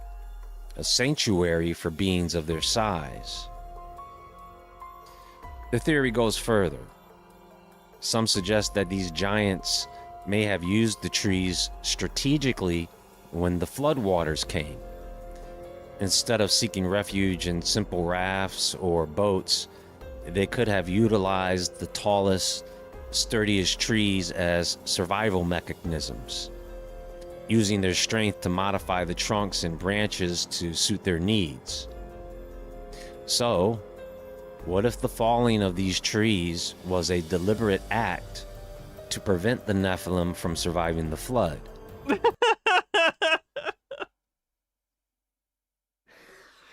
Every time someone talks about Noah's Ark like it's a historical event, I lose one piece of my soul. The biblical narrative focuses on the destruction of humanity and the giants, but maybe divine intervention went even further. By removing the very structures that giants could have used as arks or safe havens, their chances of survival were erased completely. In this scenario, the trees weren't just trees, they were lifelines, and cutting them down was part of the plan. So, who would cut them down? The angels of heaven, maybe? Just a Peach says this guy thinks the Earth is the size of Jupiter or larger. It's the opposite problem of the previous guy. They think the Earth is too big. In several ancient texts, What percentage of my soul is left by now? Like 13. there are references to giant trees that touch the sky. The best example is probably in the Epic of Gilgamesh in Tablet 5. As Gilgamesh and Enkidu face Humbaba in the cedar forest, the battle is more than what it seems. This is more like a cosmic battle. During the fight, Enkidu urges Gilgamesh to strike harder, warning that their actions are tied to a powerful, almost cataclysmic force. And I quote, "To send the flood to crack the whip." I don't know if this is AI. And Someone says uses AI, but I don't know if this image... Oh, wait. It probably... No, it is. I apologize. Uses AI on the bingo card. Now that I'm looking at some of the patterns on the armor, it doesn't make a ton of sense. line suggests that the conflict in the forest is linked to divine or natural judgment. As they battle, the earth itself reacts. Mountains like Mount Hermon and Lebanon split. The clouds darken, and a rain of death falls like fog. Oh, my favorite kind of rain. Green Guy with a $3 tip says, everything I'm interested in. Gardening, cooking, and jars with metal lids. They're the best and most awesome things ever. Why, you say? Because I said so. Your skills and hobbies are, like, helpful, at least. Mine is just, like, collecting movies. You actually, like, create stuff. That's gotta be nice. These descriptions tie the act of confronting Humbaba to apocalyptic imagery, or the flood. In the text, it reads, "They cut through the cedar." Oh yeah, look at Enkidu's weapon. Yeah, that's definitely AI. As it zooms out further. Yeah, I get it. Okay. While Gilgamesh cuts down the trees, Enkidu searches through the Urmazalu. Enkidu addressed Gilgamesh, saying, "My friend..." Something about the oldest existing, like, story being put into AI makes me deeply disturbed. Anyone else?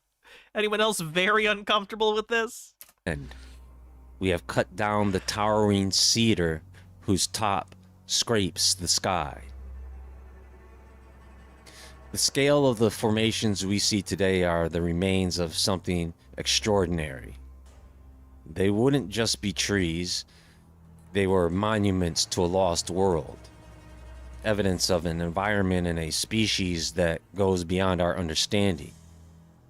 The thought that the giants might have used them to rise above the flood, literally and figuratively, adds a layer of tension to the landscape. Every stump, every mesa could be the remains of what was once a colossal forest. Not all trees, not even most trees, but a few of them cut down for reasons we can only speculate about, leaving us to wonder about the forces at play in that ancient world. And that brings us to the ultimate mystery. Were these trees destroyed purely by the passage of time, or was there intent behind their destruction? If they were, in fact, trees, could they have been deliberately cut down to prevent giants from reaching above the floodwaters, to erase knowledge, or to enforce a cosmic judgment? The evidence is buried in the earth, in the petrified stumps in the shape of the mesas, leaving... Harold Elman says, this is the opposite of hearing Picard repeat Gilgamesh in Temerian. That's a great episode. Us with questions that may never be fully answered. All that remains are these witnesses, monuments to a forgotten battle in a world that once was. Green Guy asks, what's the next tip goal? That's a good question. I haven't decided yet, and we're already halfway to whatever it is. Anyone got any ideas for a tip goal? I don't, we're already halfway to it. Over. I don't know. And they once stood... Maybe a chick tract stream. It's been a while since we did something like that. ...in the landscape as reminders of a history that is part natural, part divine, and still a mystery. At least for now. Everyone, please click the thumbs up button and like this video. Leave your thoughts in the comment section below. Everyone have a wonderful day, and until next time, stay awake, stay aware, stay safe, and I'll talk to you all soon. Honestly, abolishing Pissmas might not be a bad goal. 'Cause I'm pretty sure I'm out of videos for it anyway. What was this video about? Trees! Giant trees! Let's take a look at the bingo card. Alright. We have Flat Earth, uses AI,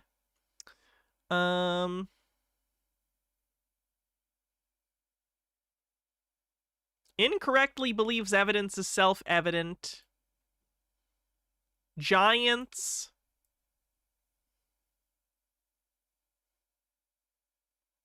my research said by a non-researcher,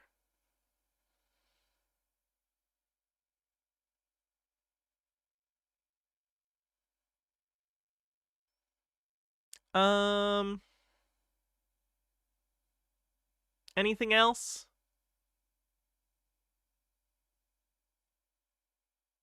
Sure, ancient wisdom for the citations for mythology, that makes sense.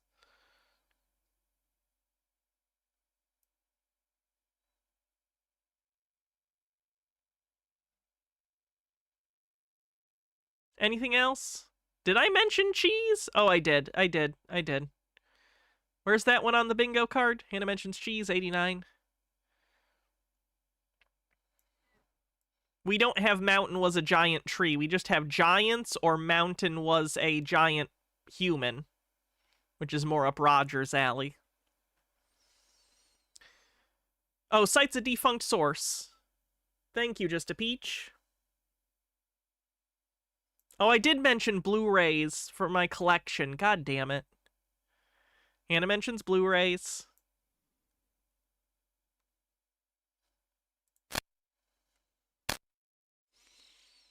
Okay, what is next?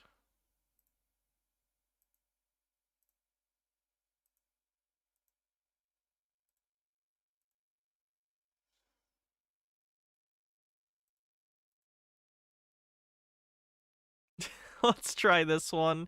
This is from the same channel, but it's about Nephilim, specifically. Since he already touched on it, I figure that makes sense.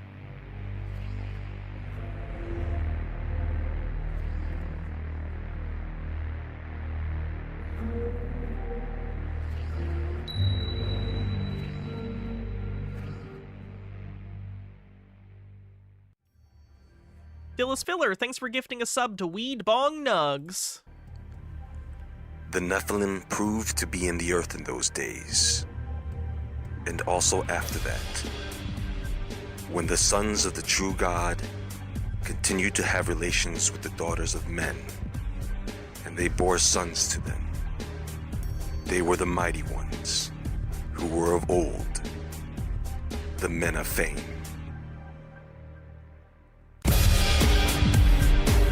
Well, that's loud.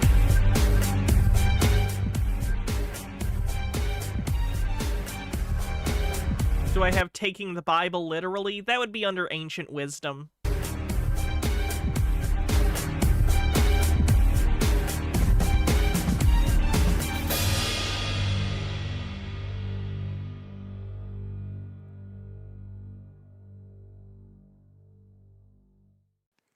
Now, the question on everyone's mind is this. Did giants really exist in our past? No. And do they still exist today? No. Can the video be over now? Dillis Filler, thanks for gifting 5 tier 1 subs. Thank you so much. We're almost to 300 on our goal. First, we must keep in mind that the stories of giants is told in many ancient cultures. Similarly, they were known to be gods or demigods. Is it that hard to imagine people having stories about giants? Like, we have the concept of human beings, and we have the concept of big things. Is it that shocking that a lot of cultures combined big things and human? Also, there are people that are born with gigantism. It's different than being a mythological giant, but there are people who are born very tall, which could start myths and legends. Or creations by gods. One of the most commonly known stories and believed story is that of the Nephilim in the Holy Scriptures. As the story goes, and I'm going to try to be as biblically accurate as possible. Okay, I was very concerned about that. This story begins with the angels of heaven, or sons of God, the messengers. Now, we don't know how many of them there are, but we do know biblically that there is well over tens of thousands of them. We understand that there is a hierarchy within their population, and that there are different types of angels within that hierarchy. We also understand that these angels have the ability to freely interact with human beings, and have done so since man's inception. At this time, the number of people on the planet is very small, and one of the angels, who we know to be Satan the devil, has already rebelled against God, saying that not only can he turn man against God, but that he can get them to worship him instead. Understand, folks, that this is all about the attempt Titties? to overthrow God, Don't know why we needed which tits these there. angel idiots should have known was impossible. But they tried to do it anyways. So, as the human population increased, some sick, perverted angel, and I'm not saying it was Satan, some twisted angel thought it would be a good idea to just trash the earth. Perhaps one of Satan's followers thought it would be a good idea to ruin what God had created, the earth and everything in it. What is he even talking about? I thought he was trying to be biblically accurate. None of this is in the Bible. All in an attempt to destroy God's creation in his face. Just a Peach says, Green Guy wants to buy a black rug for our black cat to sleep on, so I'll trip on them like I did when I was a kid and had a black dog and rug. Yeah, that doesn't seem very safe. Knowing the consequences. Just don't step on that rug ever. There you go. I guess they got tired of being angels. So one of them had the fantastic idea of materializing into men so that they could have sex with the human women and genetically manipulate everything else that moved on the earth. Where are the human women at? Now, in the book of Enoch, which was omitted from the Bible for not being biblical, only God knows why. Probably like some reasoning that scholars have come up with why in particular that was not considered as part of the Bible when they put it together, but whatever. It states that 200 of the angels of heaven chose to come down to become the fathers of the Nephilim. Again, all in an attempt to overthrow God and destroy his creation, making it just God and the angels like it used to be. In other words, the angels knew what would be the result of their actions. Hype Train. If you want to help with the Hype Train, you can use bits, subs, or gift subs. 50% to level 2 on the Hype Train. 100%. But they did it anyways. Now, these 200 angels, according to Enoch, are more than enough to have sex with multiple women to breed an... I'm sorry. He's really going for it, isn't he? Just blatantly being like, yeah, these angels, they sexed up a lot of human women. Those sluts. Stonecore Bell says, if there were libraries full of books on theology for why certain books were considered canon or not at the Council of Nicaea, you could read. An entire race of hybrid beings, part human, part angel. Keep in mind that angels, in their original form, are extremely larger than human beings in comparison. We doing Easter already? The actual answer is I wear a costume every day on stream, and this is what we voted for today. We're going down the rabbit hole. It's thematically appropriate. A trait that was passed down to their offspring, and the result, giants. Understand that these angels not only wanted the glory of what they did, but they also wanted the fame. They wanted the glory of sleeping with human women? I didn't know there was glory in that. I just thought it was a thing people do. Bumble Homestead says, this guy is a lot, huh? He is. I love him. 64% to level 2 on the hype train. And 9line with a €2 super chat on YouTube says, Lucifer is not Shaitan. Lucifer is not Shaitan! Yeah, no, but still, people consider them to be the same thing in modern Christianity, so. That's why the Nephilim are called the men of renown, the men of fame. If these angels could come down and have human women give birth to giants, then what could they Ouchie, their poor pelvises. Stone Corbell, thanks for gifting a sub. cause animals to give birth to? Dinosaurs? So you're God, and you create this man in your image. He's perfect, he's good, but then one of your idiot sons says, well, wait, I don't like that you're paying attention to man more than... Green Guy asks, do you think pastors like the one in the beginning and the others that run mega churches, do you think that when they pray to God in their head, they're really praying to themselves because they steal all that money and think they're God? Honestly, probably not. I think they justify it to themselves and they actually think they're good Christians. That's my guess. me? I think they think they're serving God. At least a lot of them. Some of them are outright grifters, but a lot of them are true believers who just have a really warped sense of the religion and their own moral priorities. I want to make some stuff too. And he decides to ruin everything by screwing up the reproduction of humans and animals. I love the intensity. This is so good. Sweet Lily Love, thanks for 100 bits. These angels wanted dominion. And the earth was completely defiled, and God saw that it was not good. So now, you're left with no choice but to start from scratch, just so you can preserve your masterpiece, mankind. So here comes the flood. You have to Jade Monkey, thanks for 26 months. Over level 2 on the hype train, 29% to level 3. understand, folks, that in Noah's days, it was hell on earth.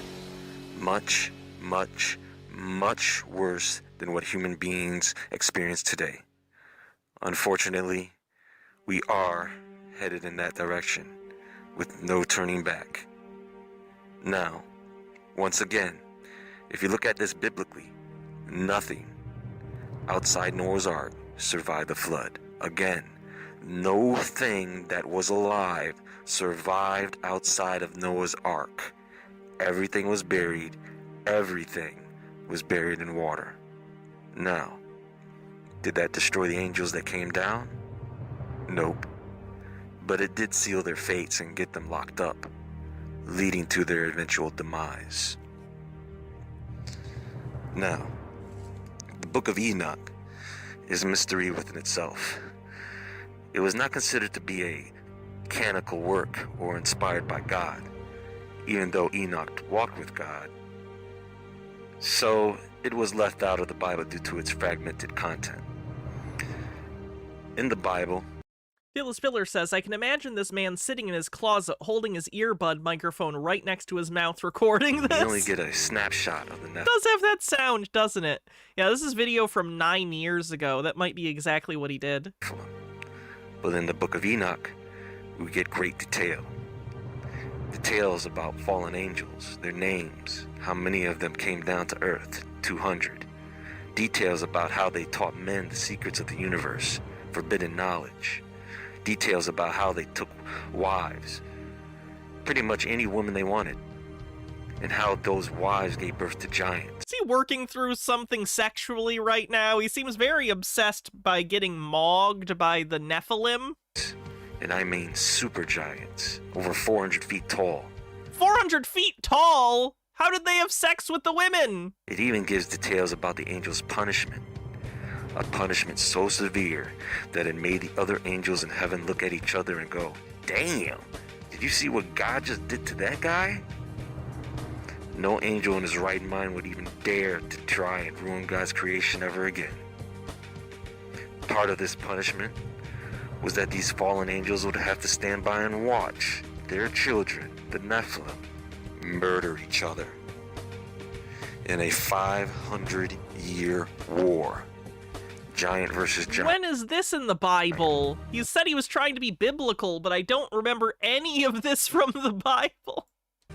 Very similar to the Greek Clash of the Titans story.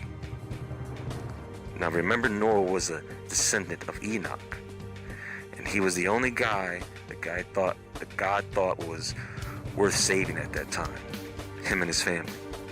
So, if the giants were all wiped out by the flood, how did they come back? And the answer to that is simple. They didn't. What people are doing is they are confusing the Nephilim with the giants. Oh, of course, there's a big difference. Minute left on the hype train. The giants are not the Nephilim, folks. The giants are the ones that came after the flood.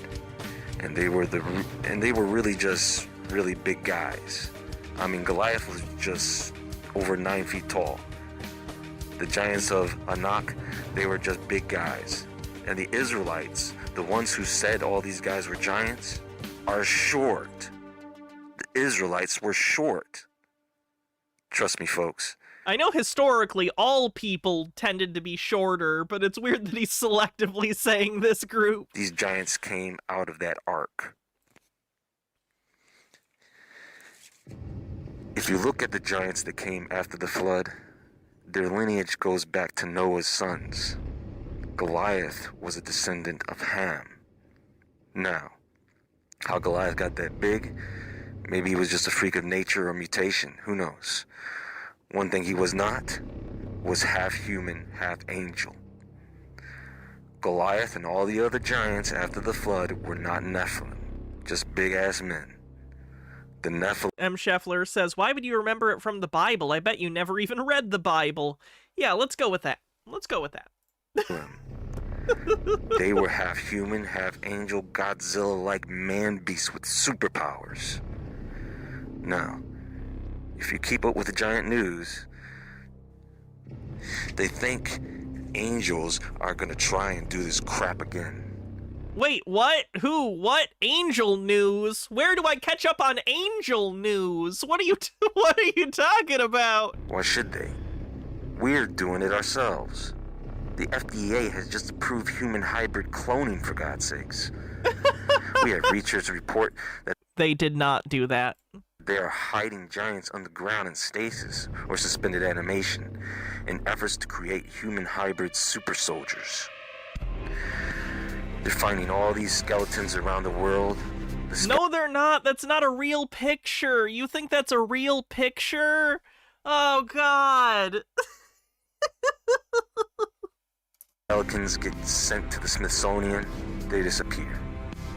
Folks, they're going to bring mammoths back and are trying to bring dinosaurs back. It's sad that we have human beings helping these demonic entities do the same crap all over again. This crap. So, I don't know what we're going to see in the near future, folks. I wouldn't worry about fighting giants, but we are going to see some strange things indeed. Okay, let's see what else. Oh, here's an ad. This is like a conspiracy ad I found. The frequency of life, the plasma geogenerator. It's about 3 minutes. Live in a world where invisible frequencies are a constant part of our existence. Electromagnetic waves travel through the air, through spaces and bodies, and even though we can't see them, their influence on our biology is profound. Technological expansion has transformed communication, energy, and the way we inhabit the planet. But it has also altered the energetic balance that sustains life. Amidst this network of frequencies, the human body, an extraordinarily sensitive electromagnetic system, strives to maintain its coherence. When that coherence is lost, I don't know if I'd call the human body an electromagnetic, like what? Body becomes devitalized. When it is restored, regeneration occurs naturally. At Radiant Phi, we have dedicated years to those are like the same thing. They're a little different, but they're basically the same thing that Sean sells, that grifter. Rediscovering the principles that govern this invisible harmony. How can we return to the body the vital energy that naturally belongs to it? How to create resonant environments capable of restoring the bioelectric order of life. Our technologies are not merely therapeutic devices, but instruments of resonance designed to re-establish coherence between the body and the field that surrounds it. Word salad on the bingo card. We work with frequencies in a range that resonates with the cellular realm through technology Oh my god, is that a med bed? analogous to human biology, not by imposing frequencies, but by generating a coherent environment where each cell can remember its own rhythm, its own electrical pattern of balance. The result is a natural and profound interaction, greater oxygenation, autonomous balance, recovery of homeostasis, cellular regeneration, and a state of expansive calm. Energy is not imposed, it is harmonized. The body is not a passive receiver, but an intelligent system capable of reorganizing itself when provided with the right environment. From modern physics, we know that scalar waves described by Nikola Tesla do not disperse like conventional electromagnetic waves. On the contrary, they reinforce coherence, creating resonant fields that interact with living matter and None of this means anything. enhance its natural processes of order. Each Radiant Phi device acts as a bridge between Oh my god, it's like the helmet that Doc Brown invented in Back to the Future. But real, okay. Someone's gonna take that seriously, huh? That's a shame. science and consciousness, between technology My rabbit outfit is therapeutic too. It's also changing my energy or whatever bullshit. and life. It integrates principles of self-induction and self-conduction, allowing the user to become part of a living energetic circuit, where the body actively participates in its own recharge and reorganization. This interaction enhances blood Oh yeah, clones on the bingo card for the FDA thing in the last video. circulation, optimizes cellular respiration, strengthens the immune system, and promotes tissue regeneration, all without invasive intervention or side effects. But Radiant Phi goes beyond physical restoration. It is an invitation to awaken, to remember that we are systems of coherent energy, that life is measured not only in biological pulses, but in resonances. Our purpose is not to resist the technological era, but to develop technology inspired by the very principles that sustain life. A science that supports and amplifies the body's natural processes. To direct the power of energy toward the expansion of consciousness, toward a new paradigm where science, art, and spirit are reconciled. Every device we handcraft, every coil, every generator, is a gateway to reconnecting with the vital force that sustains all forms of life. Radiant Phi seeks not only to heal, but to remind human beings of their true electrical nature, that spark which connects them to the universal field from which they come. A technology inspired by the wisdom of the past, created for the future of consciousness. RadiantPhi.com. Wow, holy AI ad, Batman. That's some bad stuff right there. Let's try this one. Can see. Reference to They Live on the bingo card. Our emoji Demon Sigil saga continues. Are emojis the modern-day hieroglyphs, the #1 language in the world? Let's check it out. With this thought in mind that they're building the new world, the Tower of Babel re-babbling again, from Mystery Babylon, Tower of Babel all the way to the future Mystery Babylon, completed, is language and all of technology based off of demon sigils, which has even worked its way in through the emojis. Oh god, oh no, he thinks circuits are sigils. Oh god. That's not good. Cosmic Cats, thanks for 50 months of subscription, says, hey Hannah in chat, hope that you're doing well amongst the craziness of this world.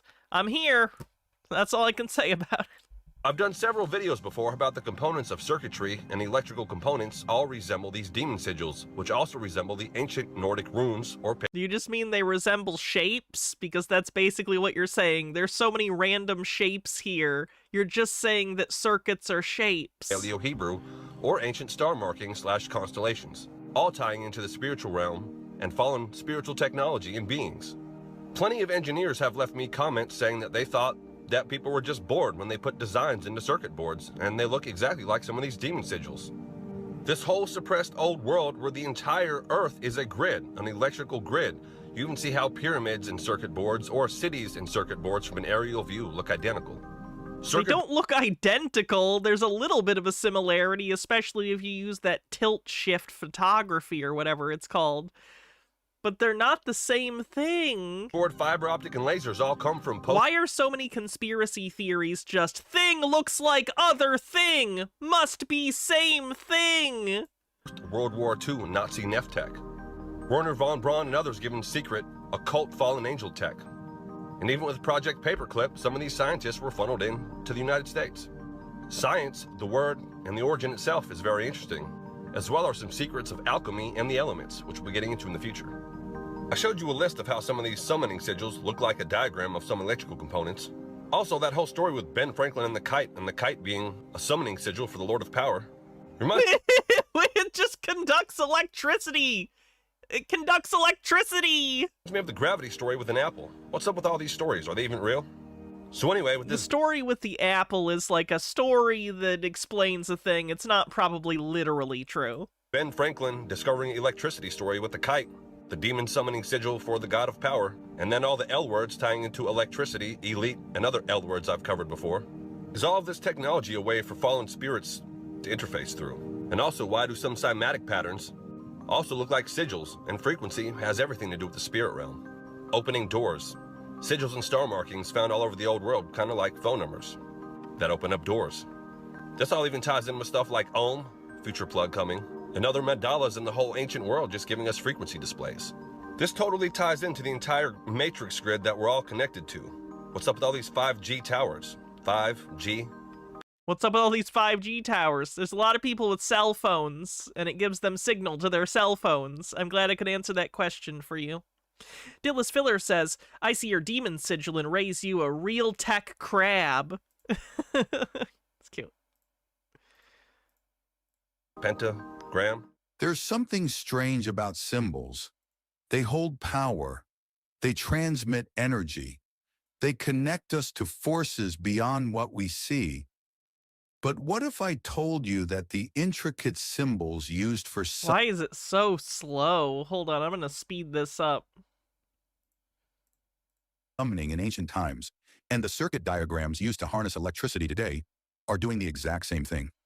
Throughout history, sigils have been used in rituals, carved into stone, inked onto parchment, whispered over candlelight. They were designed with one purpose. Is the entire rest of this video AI? If so, I'm gonna skip it. Sigil, signal. Both difference, really. Both. Yeah, the rest of that's AI slop. I'm not watching that. Okay, what now? Now, there are quite a few things I want to talk about in today's video, for example, this whole NASA stuff, but before we get into any of that, I saw one of these again flying above my city, but watch what it does at the end.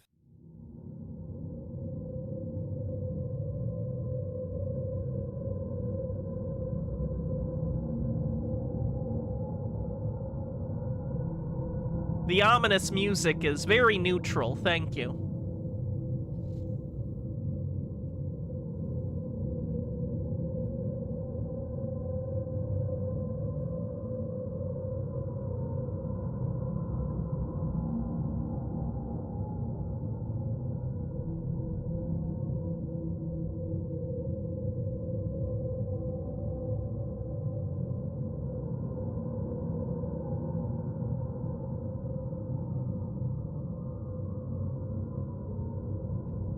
Is this it? Move on?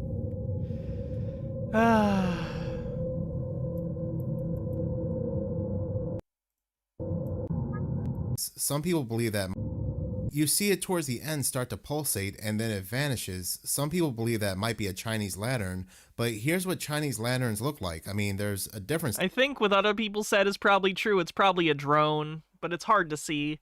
It's really bad camera footage. To me anyway. Let me know if you've seen anything similar in your location or what you think these might be. But moving on, something very strange is going on with NASA. They have people all across social media talking about this. Earth's gonna lose its gravity for 7 seconds on August 12th, 2026. No one is saying that. NASA is not saying that. Go fuck yourself, you idiot. What are you talking about? NASA did not say that. God damn it. Word's going around that a document from NASA leaked online.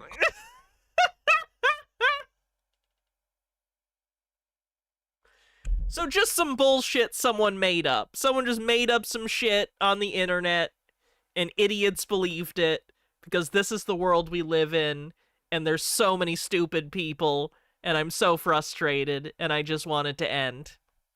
Called Project Anchor, which states that on August 12th, Earth's going to lose its gravity for 7 seconds, causing 20 to 60 million casualties. Can that really happen, though? Now, No, it can't. Gravity is there because of mass. Unless everything loses its mass suddenly, which we'd have bigger problems if that happened, gravity isn't going anywhere. Green Guy with a $3 tip says, I let a carrot go to seed, and now I have like 100 little carrots from all the carrot jizz in my garden. I think I'm gonna tear out the rest of my lawn and plant carrots. Carrot lawn. Good, you'll be prepared when society collapses because everyone is so dumb. of course, this is complete nonsense. This is complete BS. Correct? Yes? Why you even talking about it? Yes, and to be fair to this individual here, George Spaceout, he doesn't believe it either. But now we're getting to the point that fact checkers are getting involved, fact checking websites, mainstream news agencies, for example, Snopes.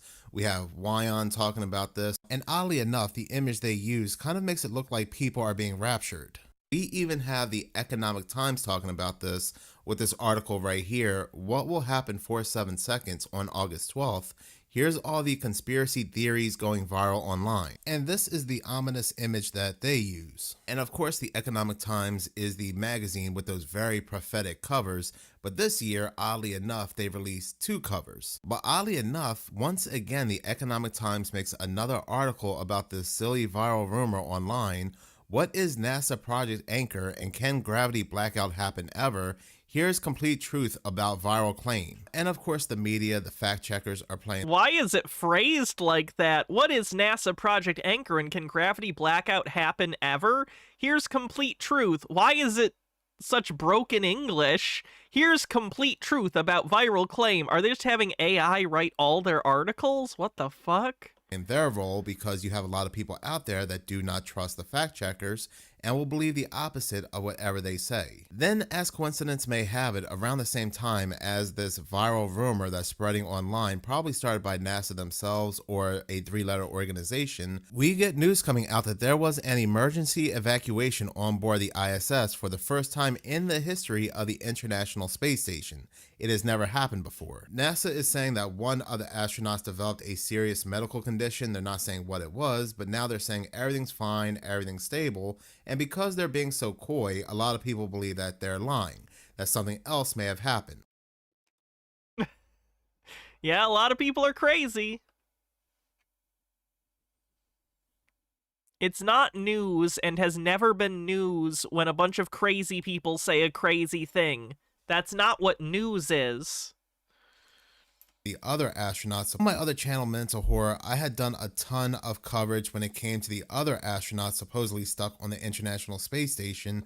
Remember that emergency broadcast went public and they said no, it was just them training during hours when they were supposed to be asleep. And I had also spoke about how they were supposedly testing on some kind of superbug that has no cure. There are even people saying that one of the astronauts went crazy and started smearing feces everywhere. But I just find the timing between this BS viral Again, I just like that he just gets all the bullshit crackpots say on the internet and he just repeats it. claim spreading online and this emergency evacuation on board the ISS to be a little too coincidental. So they're definitely stirring something up, building up to something, some kind of scripted event. But there is also something else that people are talking about across social media, and it has to do with this party that took place at Mar-a-Lago. And after this video You guys saw the furry party at Mar-a-Lago, right? came out, it instantly reminded me of something. And the way you look.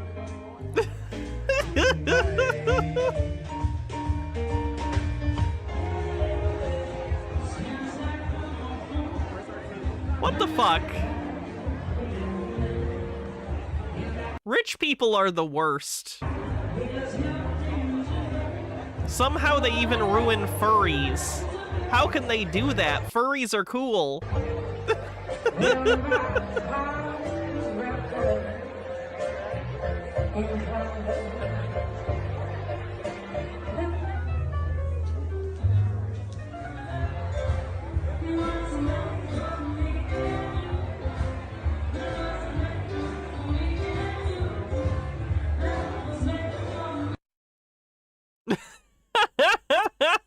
So yeah, that video instantly reminded me of that scene from The Shining, but what happens to be interesting is that this was Stanley Kubrick's take on it, but in the actual Shining novel, the man was wearing a dog costume and not a bear costume. Now, for context's sake, this was a gala evening honoring the country's hero dogs. The event served as both a fundraiser and a celebration for canines, working alongside first responders and law enforcement across the United States. But even so, it's still very freaky. It's an oddly specific charity. Yeah, I mean, there could have been other ways to go about it besides having people dressed up as dogs in very specific aristocratic costumes. There are also other people referencing another Stanley Kubrick film, Eyes Wide Shut, and also the Rothschild elite parties. You also had Trump there giving a speech. I just want to let you know the nation is doing unbelievably well. We had one hell of a week.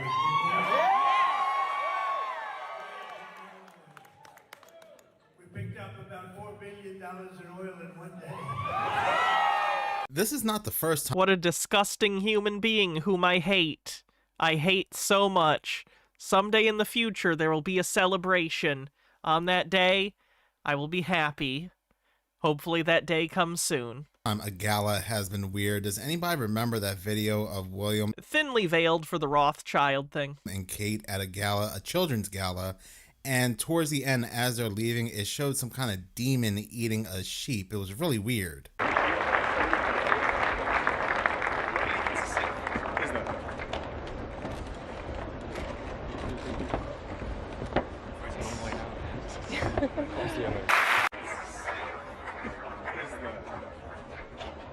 Gitara says, this is really some shit you'd see in a villain's doing in a young adult novel. True!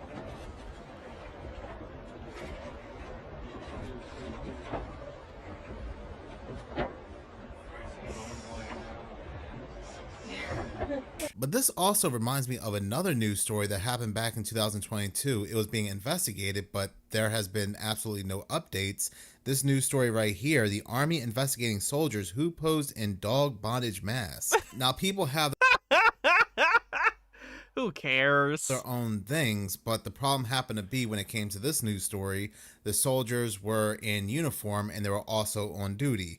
Reading this article right here, it says multiple soldiers were under investigation for indiscreet activity while in uniform, specifically posting photos of themselves wearing dog-themed masks while in uniform. The images many Yeah, that's real important. It's not like there's any other things going on that delegitimize the military currently. Yeah, that's really important that you get on that. of which first appeared on social media back on December 9th, 2022, depict male soldiers in uniform or parts of uniforms wearing dog masks, leather, and chains. Some of the photos depict poses of submission and other acts. Another photo shows a soldier in combat fatigues wearing the dog mask on an airfield. There was even a colonel partaking in this, taking photos in a dog mask. Again, just very odd stuff for the Army to be doing. But going back to what took place at Mar-a-Lago, I get they were celebrating dogs, doing a dog awards, but I mean, again, the dancing and dressing up as dogs in Victorian outfits is just very weird. It's very disturbing. We do know that the so-called powers that be are into all different types of rituals, so this wouldn't surprise me one bit, this being some kind of ritual in the sky. It's not a ritual, it's just entertainment. I think it's stupid entertainment, but that's what it's supposed to be. I think it's conspicuously stupid. This next creepy video from the Jody69 really puts into perspective how fake our reality happens to be. Has AI technology finally taking us to a point of no return? And why do I say that? Because there's a viral video of an individual that live streamed and face swapped to every single character from Stranger Things. You heard what I said. He was live streaming and he face swapped to all that's uncanny of the characters from the hit show Stranger Things. If you didn't see the video for yourself, you would not believe that he was actually doing this. As a matter of fact, take a look at this video. Check this out.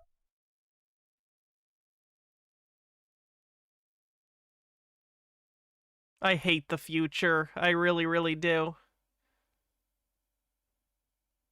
Look at this. So the bottom line is, like I said earlier, if you didn't see him in the corner, you would have not known that that was an individual controlling the characters. And you would have thought that they were sitting there making a promotional video, all waving hi. And again, this is the powerful AI that the public has, the face swapping, the deep fakes. All right, this one's not really a conspiracy, though. I'm going to skip to the next part. This creepy video from American Rex, he believes that an anomaly glitch on the Disney Channel back in 2007 may prove that AI is a lot older than we believe. No, it's not. I've seen this conspiracy circulating before, too, where they're like, AI has been around for decades and they just haven't told us. Hate, double hate, triple hate, quadruple hate these people. Back in 2007, there was a glitch that occurred on the Disney Channel. I think it was on a show called Life of Derek. This glitch became infamously known as the anomaly. It was about 45 seconds of just some of the strangest things that you've ever seen. But here in 2026, looking back on this video now, you're going to see that it has a lot of similarities with the stuff and the content that AI makes today. But this was in 2007. Why does it look so AI? Check this clip out. And then I want to tell you why it has led me to one of my most wildest conspiracy theories regarding AI. Most wildest. May make sense. I don't know. But watch this clip. Welcome back to Life with Derek on Disney Channel. Never seen my boots? I'd wait. No, but if you found the tape while you're looking, I need it.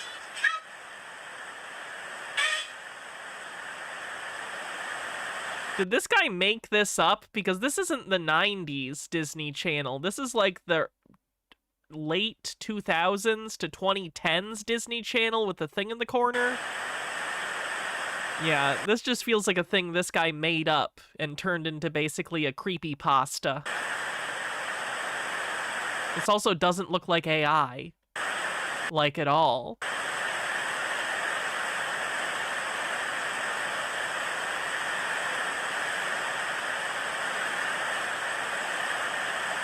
Oh, did they say 2007? I thought they said 97 for some reason. Sorry, my bad.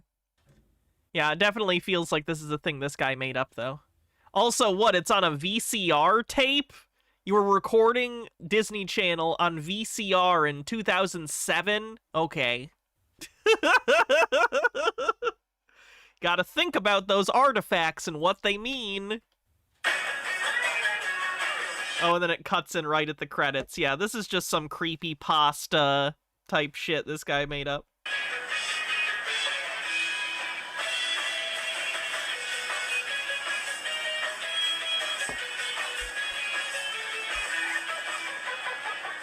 Or ARG.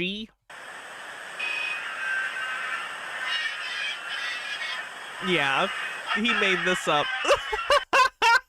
Who's buying this?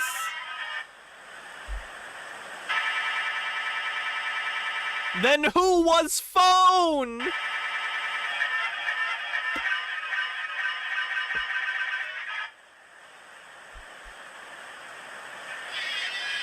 We just need that one creepy Squidward creepypasta image to pop up.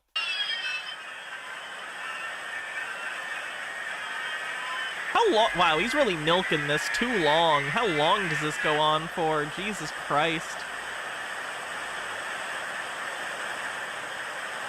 Penikagami with 40 bits says, the fact that none of these people totally worried about children's safety and the sexual deviance of, quote, the elites, aren't trying to burn Twitter to the ground over Grok, the CSAM generation machine, destroys any authenticity these people have to me. Oh, agreed. That shit was ridiculous. I can't.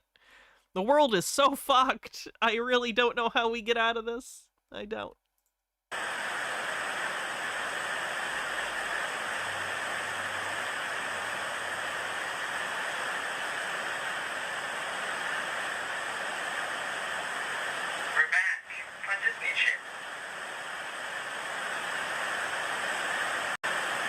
Nightmare fuel for that.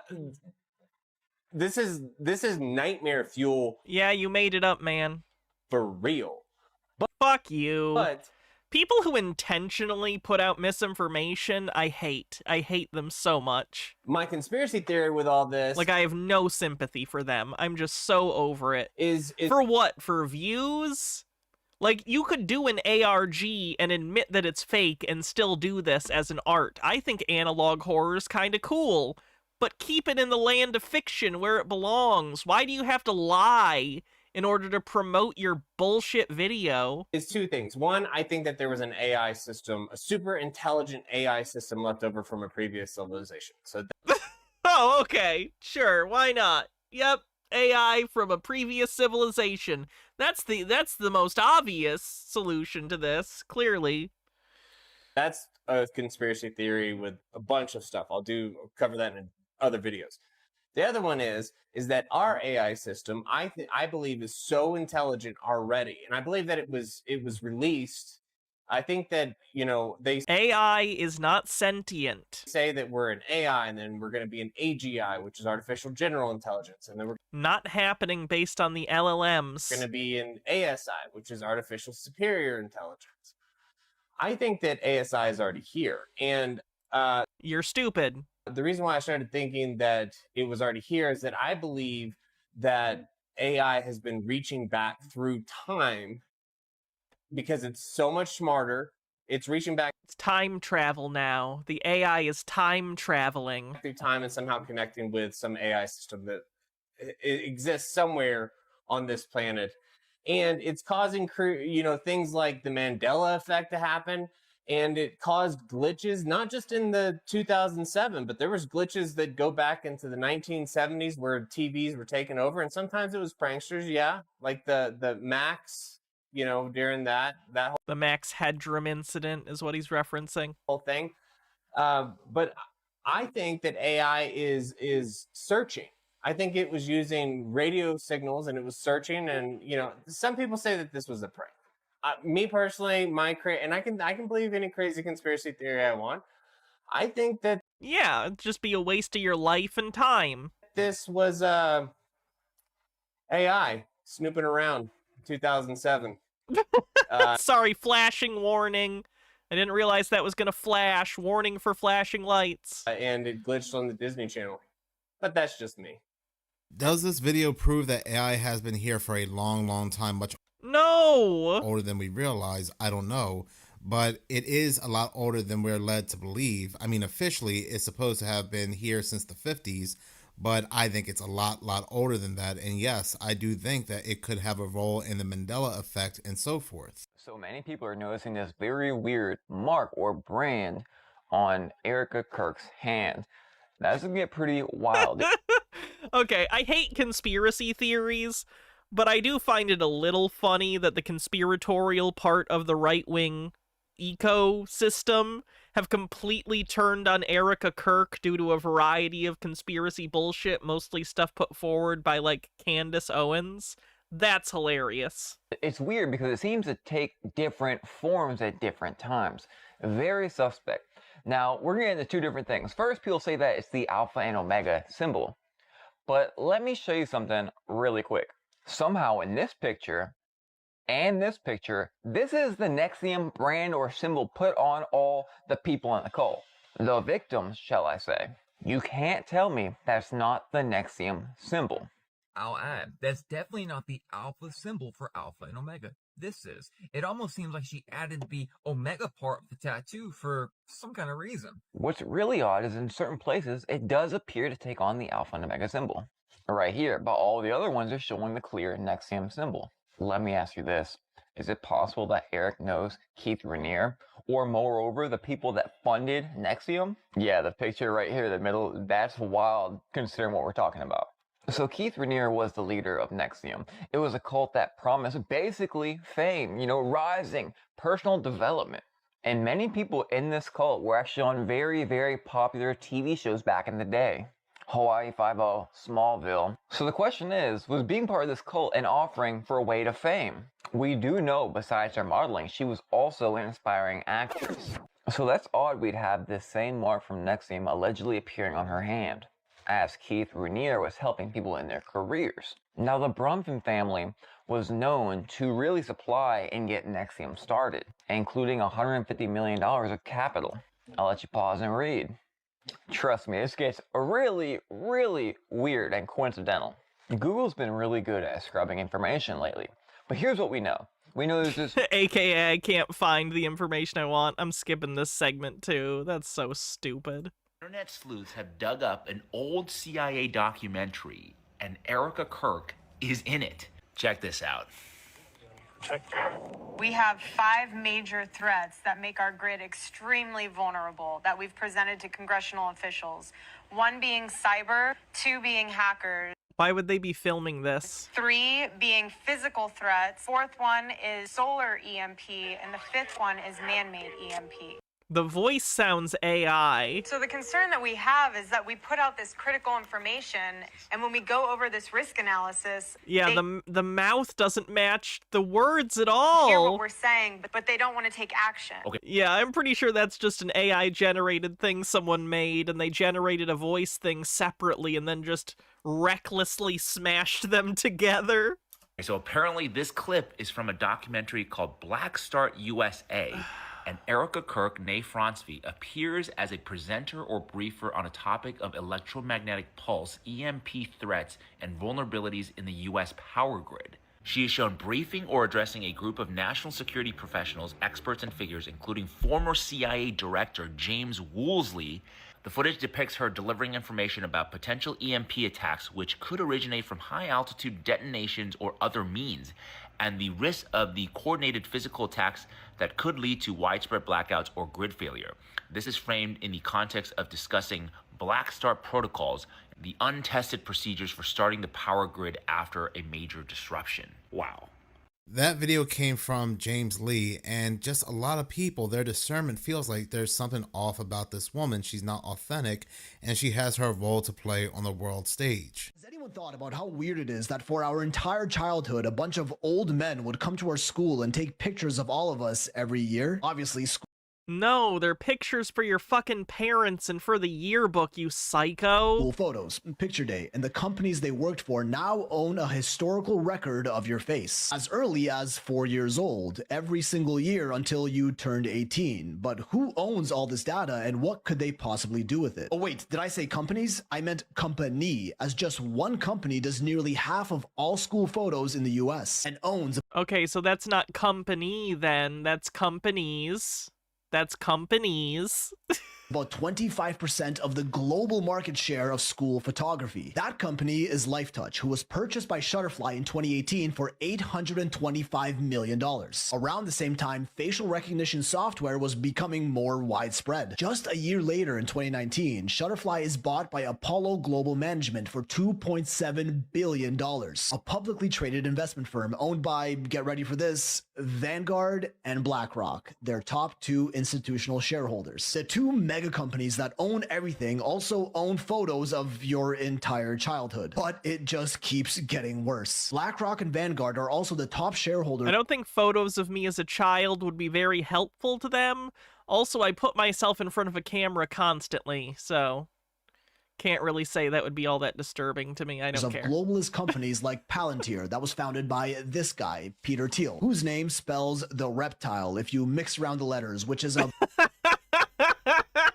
funny little anagram, but that's a story for another time. Let's focus here. Yes, let's do more conspiracy. He's a terrible person, so you can make up bullshit about him. I don't care. Peter Thiel is the founder of PayPal and mega venture capitalist mogul sticking his dick in absolutely every globalist opportunity he can find. Like this one, Clearview AI, a facial recognition company that he was the primary investor of. A controversial company that has been sued many times for illegal scraping of facial data to build their AI's learning database. Lawsuits that resolved in settlements, meaning they basically admitted fault and paid out a bunch of money for illegal use of facial images without consent, who are part of the corporate ecosystem who have pictures of you from every year of your childhood. To be fair, maybe this whole connection is a bit of a stretch, but in the end, it really is one big company that runs everything. Using your childhood photos to train a facial recognition deep learning database to eventually establish a global mass surveillance state that is constantly watching your every move from the second you enter this world until they take you out. That's who took your school photos. That video came from Phil's Pixel, and yeah, everything we know now about AI, surveillance, the collection of our data, monitoring, this makes a lot more sense. That something that we think was innocent as school photos, down the pipeline was something a lot more nefarious for the It's not nefarious, at least not in intent. Even if a giant megacorporation did come in and use those photos now surreptitiously in order to train AI, that wasn't the intent when they were taking the pictures. You're thinking this way too top-down as opposed to bottom-up, which is the reality of the situation. I could see an AI company being like, we need a lot of photos of people. Who owns a lot of photos of people? But that doesn't mean that was the intent back in the 90s or 80s or whenever you were in school.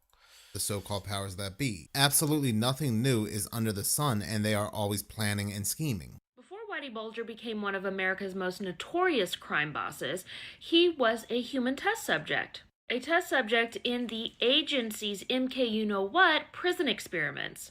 MK Ultra on the bingo card? Pre-1957, when Whitey was sent to the United States Penitentiary in Atlanta, he was a low-level criminal. From 1957 to 1959, he was in a program called Studies in the Effects of LSD on the Behavior of Criminals. It was funded by the CIA and ran through front organizations connected to Project MKUltra. The program was ran by Dr. Carl Pfeiffer, who is a known MK researcher. Prisoners were told that they were doing a research study to find a cure for schizophrenia. This, of course, was false. Whitey volunteered thinking that the participation could help his parole chances. Instead, he was repeatedly dosed with LSD, sometimes daily, in escalating doses. These sessions could last for days, and prisoners were placed in No, we don't have deep state or incorrect word origin. Isolation while tripping. After being part of this program, Bulger later described having hallucinations, violent, intrusive thoughts, and paranoia, feeling like his mind was being, quote, taken apart. He also wrote the experience left him with long-term sleep issues, heightened aggression, and a deep mistrust of authority. This program was later explicitly identified as part of Project MKUltra. This information came out in the 1970s during the Church Committee, and there's these classified documents detailing this program. There's also Senate testimony about these prison experiments. In 2013, Whitey Bulger filed a federal lawsuit. Dilla Spiller says, whenever anyone says cyber without any qualifier, I think of this. Let's see. Cyber. Every time you hear cyber, I want you to think... Okay. Whatever you say. Stating that the CIA's experiments contributed to his violent criminal evolution, and that he suffered permanent psychological damage. But the lawsuit was ultimately dismissed, mainly because of the statute of limitations and difficulty proving direct causation decades later. Still, the participation itself was never disputed. Now, after being in the MK program, Bulger rose to power as the leader of the Winter Hill Gang in Boston. It is estimated that he committed between 11 and 19 murders, 11 of which he admitted to. He participated in extortion, racketeering, and drug trafficking. Right, are you blaming that on the experiment, though? Because he was already in prison at the time, so he already had a record of some kind. I think that's a bit of a stretch to assume that it caused him to be more criminal.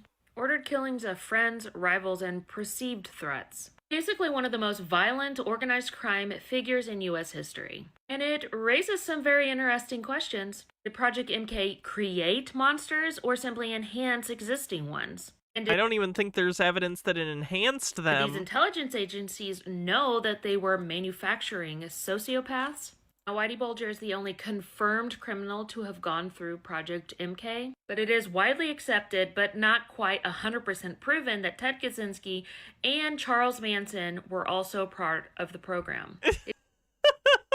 It does make me wonder how many more monsters this program could have created. That video came from too much of a coincidence, and I did not know that about Whitey Bulger, but yeah, that speaks volumes to a lot of these other people that commit horrible crimes. And talking about MK Ultra, we know that something far more advanced. You don't need MK Ultra to explain people being terrible. A lot of people are just terrible. Has taken its place, something that can target mass populations. And I do believe for the most part, social media is the new MK Ultra. They're having all these people do all this crazy stuff for clicks, views, clout. They know how to target and hit a person's dopamine levels to make them do the most off-the-wall challenges and so forth, to the point that they either harm themselves or do something crazy violent. So they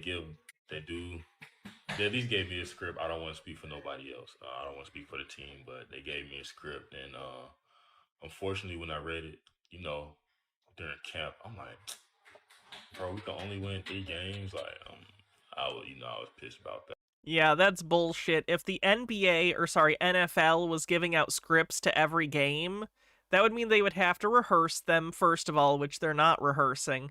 But secondly, how many players are in the NFL?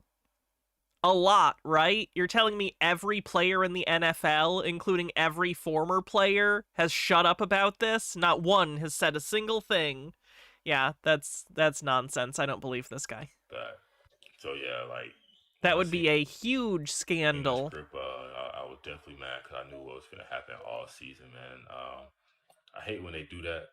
Tell us what to do, what's going to go on, how the season's going to go, because they're like, yeah, man, you got to pack your bags up early. Cancun, Cabo, whatever it is, but, here's the script, bro. And of course, after the fact, he has to post up this. Oh my god, he even says he was joking, trolling. Why are you even covering this video? Post right here to He admitted it was bullshit. Downplay what he said, and then says that he was joking or trolling, right? And this is what these people do. Every single time, they have to give you some truth, and then they backtrack on it. Or it was just bullshit. Why is that so hard to believe? This should help you realize how scripted and rigged all of these sports leagues are. The NFL, NBA, MLB, college sports are all scripted. That video came from Truth Seeker, and let's just say that NFL player was just joking. He didn't mean it. We just received a news story about a couple months ago where the FBI supposedly did this raid and arrested all these individuals connected to corruption in sports. And it came out that, and it was mainly the NBA, and I'm sure it's other sports as well, but when it came to this news story, the NBA players, they would purposely miss their shots or they would throw the ball to the opposing team, all to follow the script to either win. It's not to follow a script. That would be because of individual people probably taking backroom deals in order to get a kickback from people who are trying to make money off sports gambling. Or lose on purpose because it's a big business with major players involved. You, as the public, are given this entertainment just to distract you. The technology that we use today is from DARPA, which is a part of the government. They handle all of our military defensive systems, offensive systems. They create all the technology that we use today. The first self-driving car was in 1984 by DARPA. So all the stuff that we think is brand new and amazing, they've been had all this stuff. That phone. Do you not understand that there's a difference between a self-driving car, the first one, and a modern one? Now, I still don't trust self-driving cars, to be clear, but, like, obviously if they're like, would you like to try the first self-driving car of all time or a current one? Obviously there's progress between the first one and the most recent one. Like, there was a first television set, there was a first cell phone, and they're all very different than the modern versions that we have today. Just because a version of it existed doesn't mean they secretly had the modern version the whole time. Technology is iterated upon and improved upon over time. Phone you have is from DARPA. Facebook, Meta, yeah, that's all DARPA tech. They all work for the government. Why do you think it's free? Because you're the product. The fact that they're giving us... Yeah, for advertisers, not the government. And all this great technology. Isn't it great? Man, they had this 30 years ago. Is DARPA... No, they didn't, you freaks. American? DARPA is part of the government, yes. Think of it like S.H.I.E.L.D. You know Marvel? Yeah. They're S.H.I.E.L.D. Oh, Chad, are we cooked? Chad, are we so cooked? Have you guys seen the Marvel movies? It's like S.H.I.E.L.D. It's like S.H.I.E.L.D. from the Marvel movies. Shut up. Shut up and read a book. Shut up and read a goddamn book.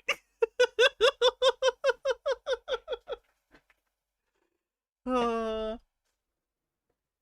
not including comic books in that comment, by the way, as much as I like comic books.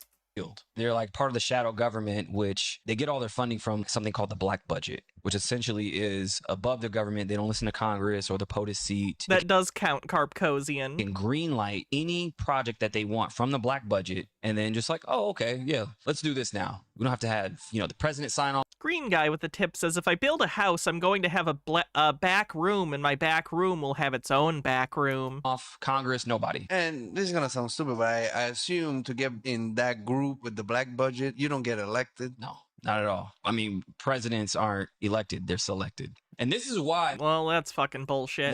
For the eighth time in a row, the Pentagon fails an audit. Surprise, surprise. They just failed an audit again. That video came from the Maverick Approach. And yeah, again, all this technology that we think is brand new is decades upon decades upon decades old for the so-called powers that be, DARPA and so forth.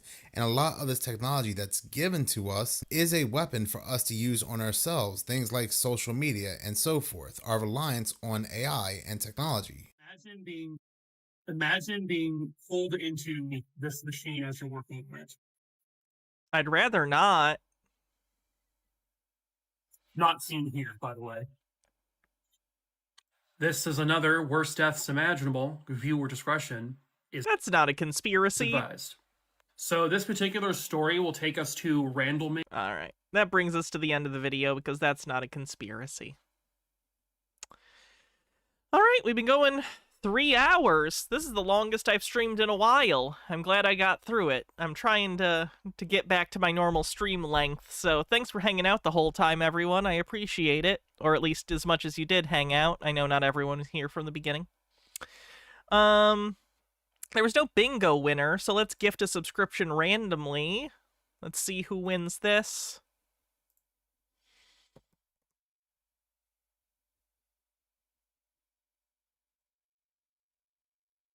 Eye Strain Haver wins the random gift sub, so cool beans. All right, let's see who we're gonna raid. I will be back tomorrow to stream. I'm not sure exactly what we'll be doing, but I'm also gonna be working on the Hans Worm hat video tomorrow. So that's cool. Does anyone have anyone they want me to raid? Well, this person's not bad.